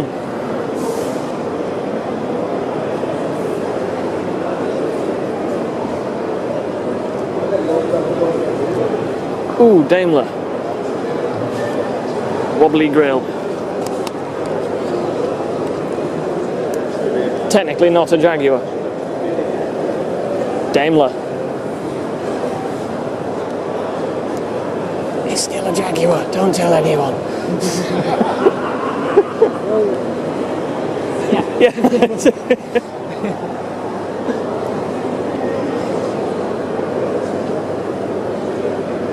Holy crap, sorry, I've just noticed there's a bloody Zaxpeed Capri there. It's the white one that has an extra car built onto the side of it. It's that wide.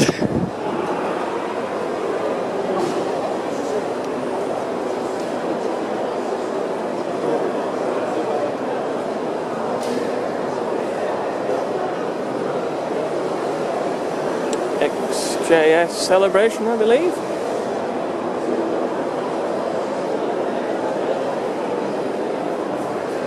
Even in the 90s, they had an engine that you could properly service. Just looking at that and just thinking, that was only 20 years ago when they actually made engines that you could service and work on.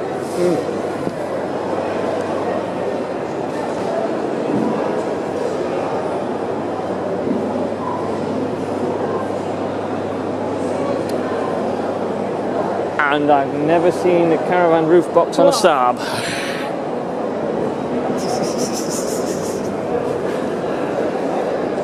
But why not? I mean, that's brilliant. I mean, if You've got a space to sleep and a space to stand up. Yeah. To get dressed. Yeah. So what else would you need? It's brilliant. That actually basically takes James May's roof box caravan thing, but just makes it good.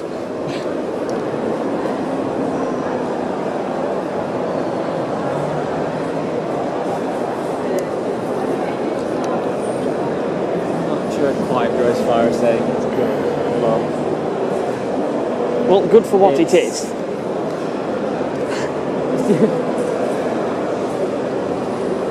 Definitely is. Yes, it is.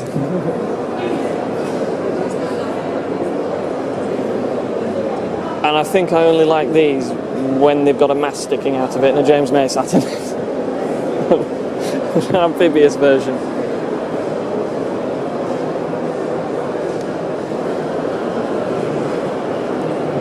That's yes, even the Scorpio, that somehow manages to still look big. It was big, it was the biggest Ford you could buy. Yeah, and then you turn around and you go to an XJ and you go, oh no it isn't.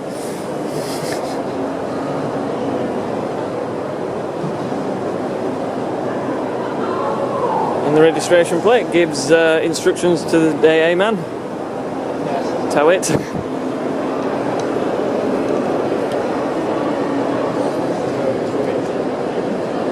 Oh, I see. So you've got to tow another car to it so you can drive that. Yeah.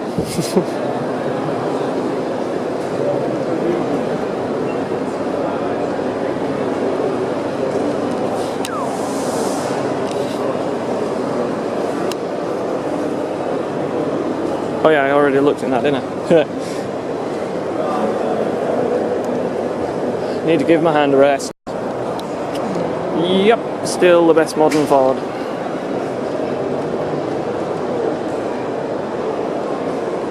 There is no denying that has the best stance.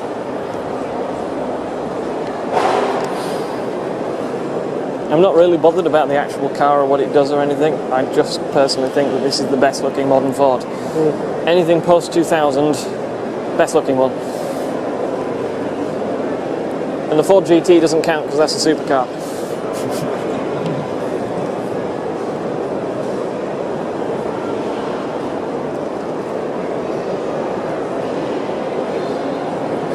Please do not stand on the sills. It's actually quite disappointing that they have to instruct people not to stand on their car.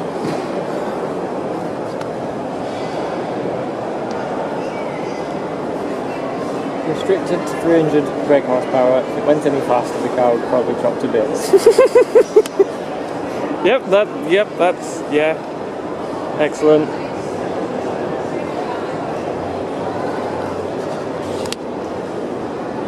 Well, I know that the genuine race cars of the Zack Speed turbos were, they were all 500-600 horsepower for that kind of era of touring car. And this is 1970s, so you know when you see modern race cars, or even you see Formula 1 cars going around tracks and you just go, that's fast, but it doesn't look dangerous. They're going half the speed, but they look dangerous.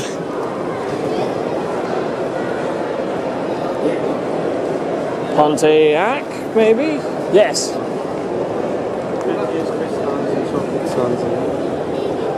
Redone Trans Am.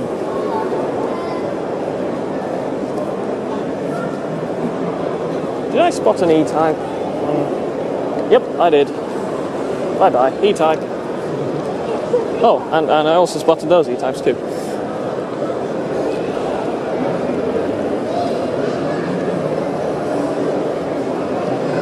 Oh man, it's a Series 2. Oh yeah, sorry, let's go through it. Because you get to see its bum first. And the wheelbarrow handles.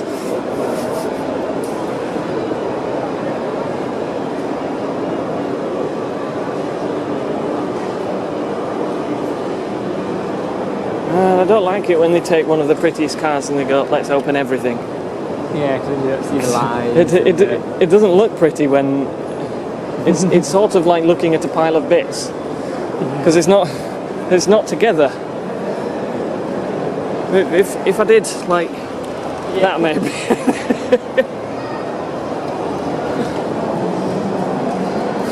Cool. Oh, a minor million. In Mauve. Yeah. That's what they did the minor millions in. I'm actually wondering I don't know whether they did the minor million as, okay, here's a range of cars, or whether they went,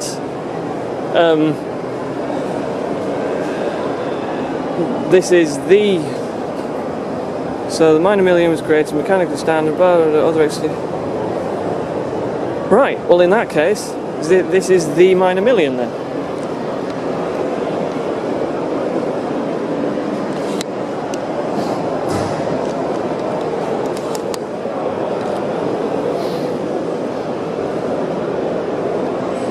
Lord knows why they actually made the millionth car in, as Phil described, mauve. That's it. They've been a very fashionable exceptional colour at the time. Yes, 1950 what? 60 something was.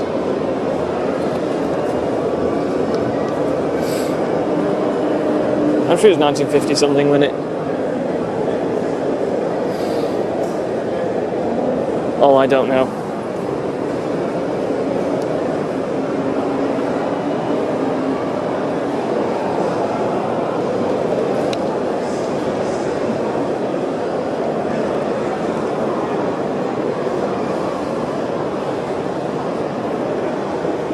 Officially it says it's called Lilac. Lilac.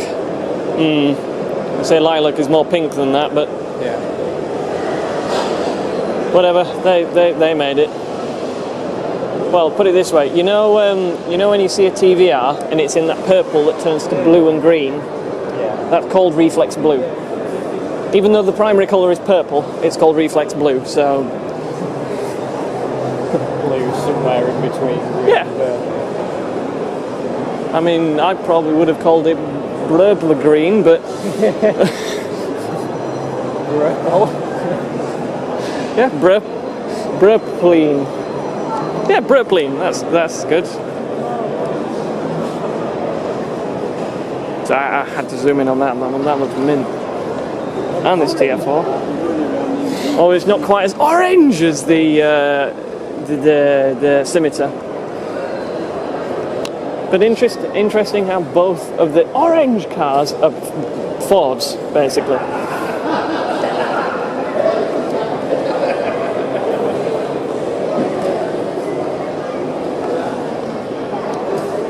And there also seems to... Ooh! Are they all the RB500s? Oh, there's a big flag that says RB5. For God's sake. Oh, no, it's RB5, not RB500, yes. 500 is bloody Ford RS 500 and stuff. They're all rally shouty car things. Yeah, there you go. Car in commemoration of Richard Burns.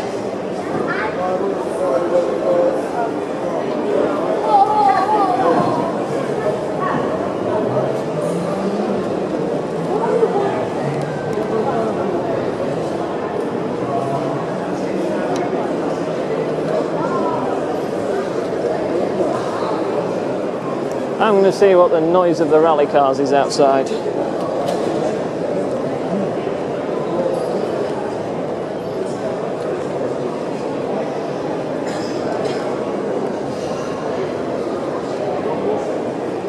Ooh. I believe that this is a Nissan Sentra.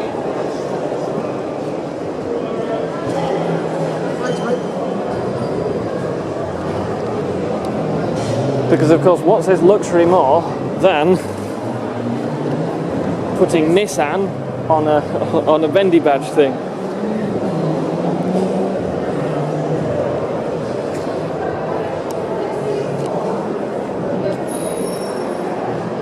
I wonder if I can see or hear any of the rally car things going on. Here it goes. Oh my god, it's a Hyundai Coupe!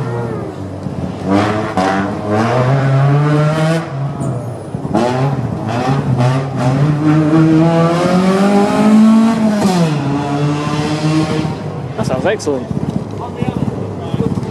Although it doesn't quite sound as good as a Mitsubishi Evo with anti-lag.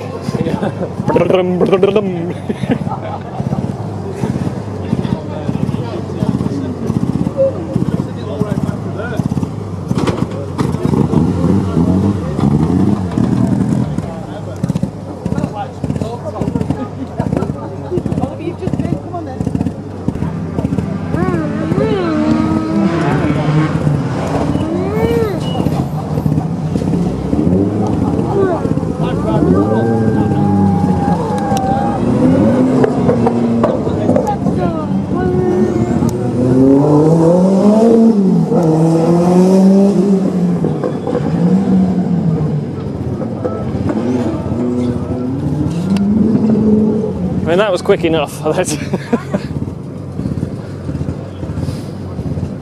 think the thing I'm enjoying most here is the smell. Oil and petrol.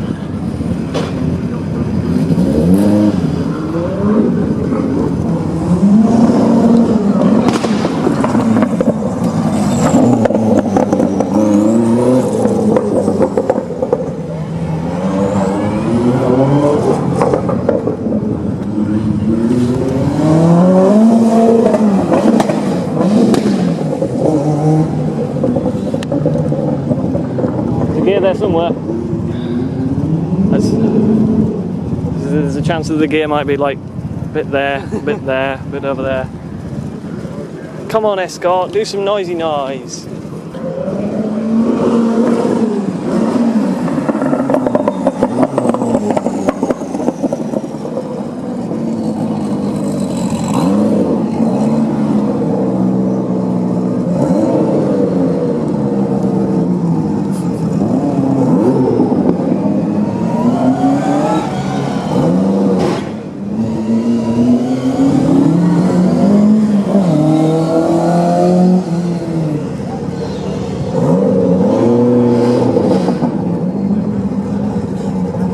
That sounded quite sweet. Oh, do we get to hear the Evo going on?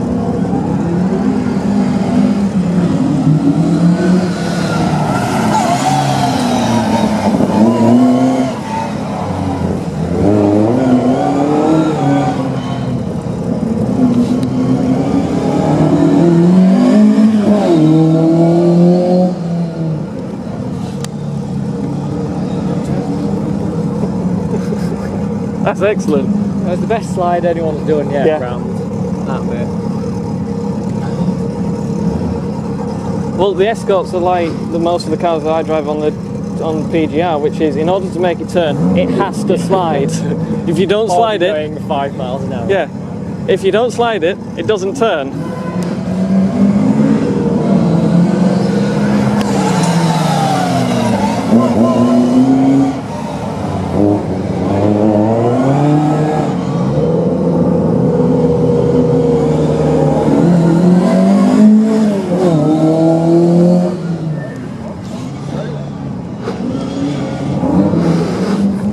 Excellent. Oh, more noise.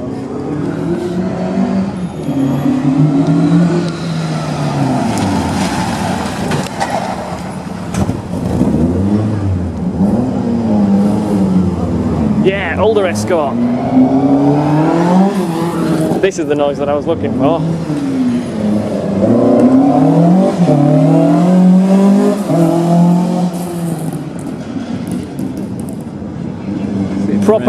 Proper rally ratios in that. It was up in 3rd gear by the end of that. The kind of vibration, that brrr noise that you hear, is literally each cylinder sucking a lump of air and going from jump jump.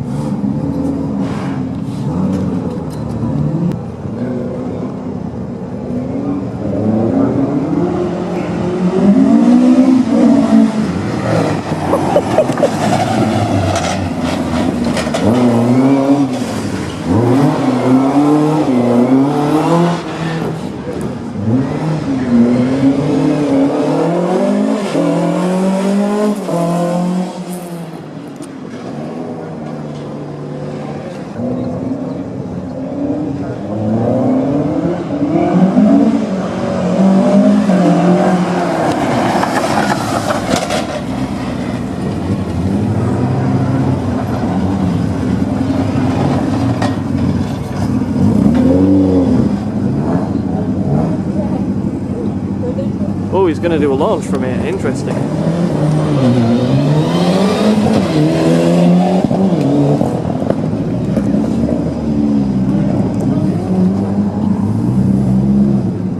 Oh, ow, I kicked that.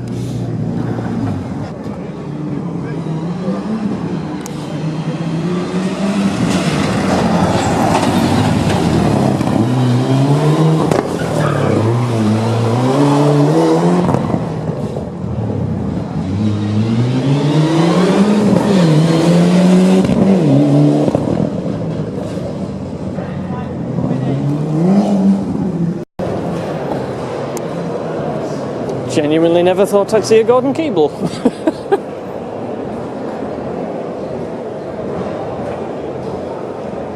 Never. No, you won't have done. There's probably not even a few hundred in the world.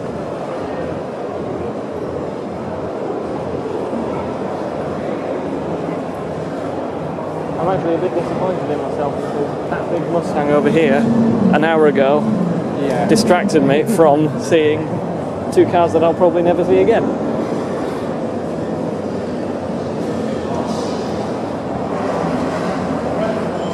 With a turtle on the back.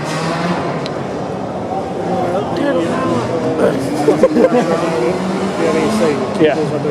Long stand. And then next to, quite close by to him was another, it was an Italian mark, and they only made about a dozen. Pininfarina designed bodies. It used the TR6 running gear. Oh, interesting. And it was absolutely stunning. Very similar shape to these, but yeah, absolutely stunning. Just the most beautiful car of the show. Interesting. An Italian-bodied thing with a TR6 underneath. Yeah. That's because the TR6 wasn't exactly a pretty car. It was very. Here is a block. Here's some round headlights. We've painted the black, the back end of it black to make it a bit different. That's about it.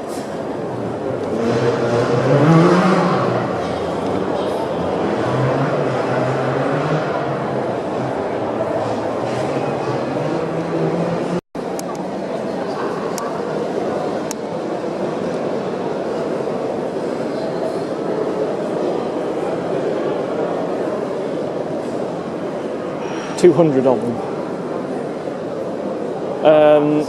Group B. Group B homologation. So that's the thing. They say 200. what they actually mean is, well, I suppose it was Peugeot, so they did actually have some money. Whereas Lancia said, yes, we've built a few hundred of the Stratoses. We haven't. Just put some bigger numbers on. This is fine. Just ignore the fact that cars 30 through to 110 don't actually exist, that kind of thing. We had the bolts for them. We made the chassis numbers and we put them in a book. That's fine.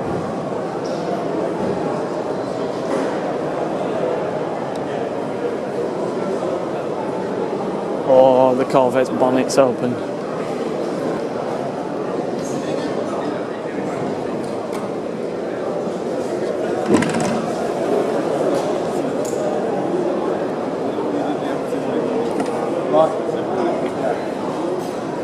So this is a high performance station? Yes, but it's been, yeah, in fact, so. The factory was 330 brake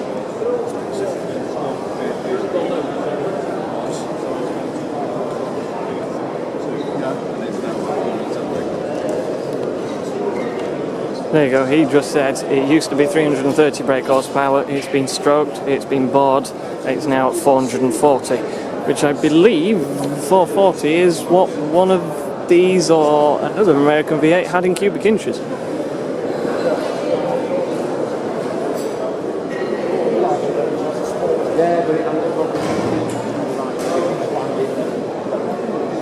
I love the headlights of these.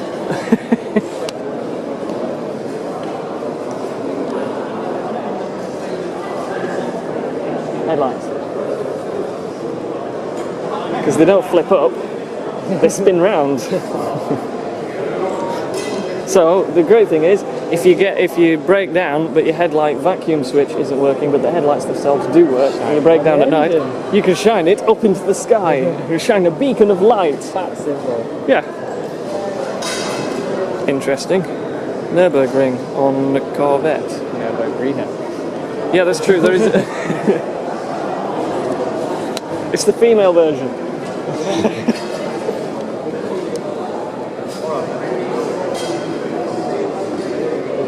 Stingray, da da da da.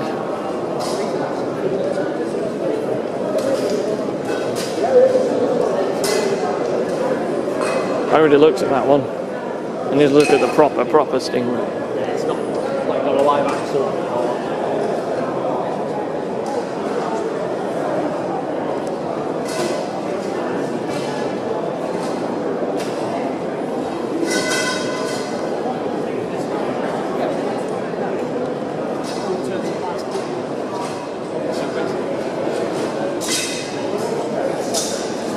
Can't fit your stereo in a dashboard? Easy. Fit it sideways. Because what's wrong with that?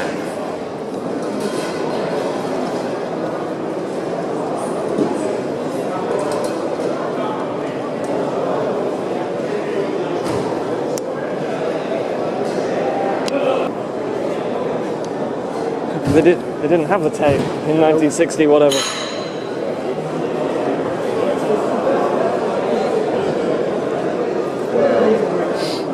Before I bought my Mini, I rang someone up on Auto Trader about a Wolseley Hornet, and he had just put the phone down to someone who said, "Yep, I'll be around tomorrow and I'll give you the cash." If I'd rung up maybe an hour earlier, I might have been going to see a Wolseley Hornet to buy, and it was 800 quid rather than the £1,000 my Mini was. Whether it was in good condition or not, I have no idea. I never went to see it, but.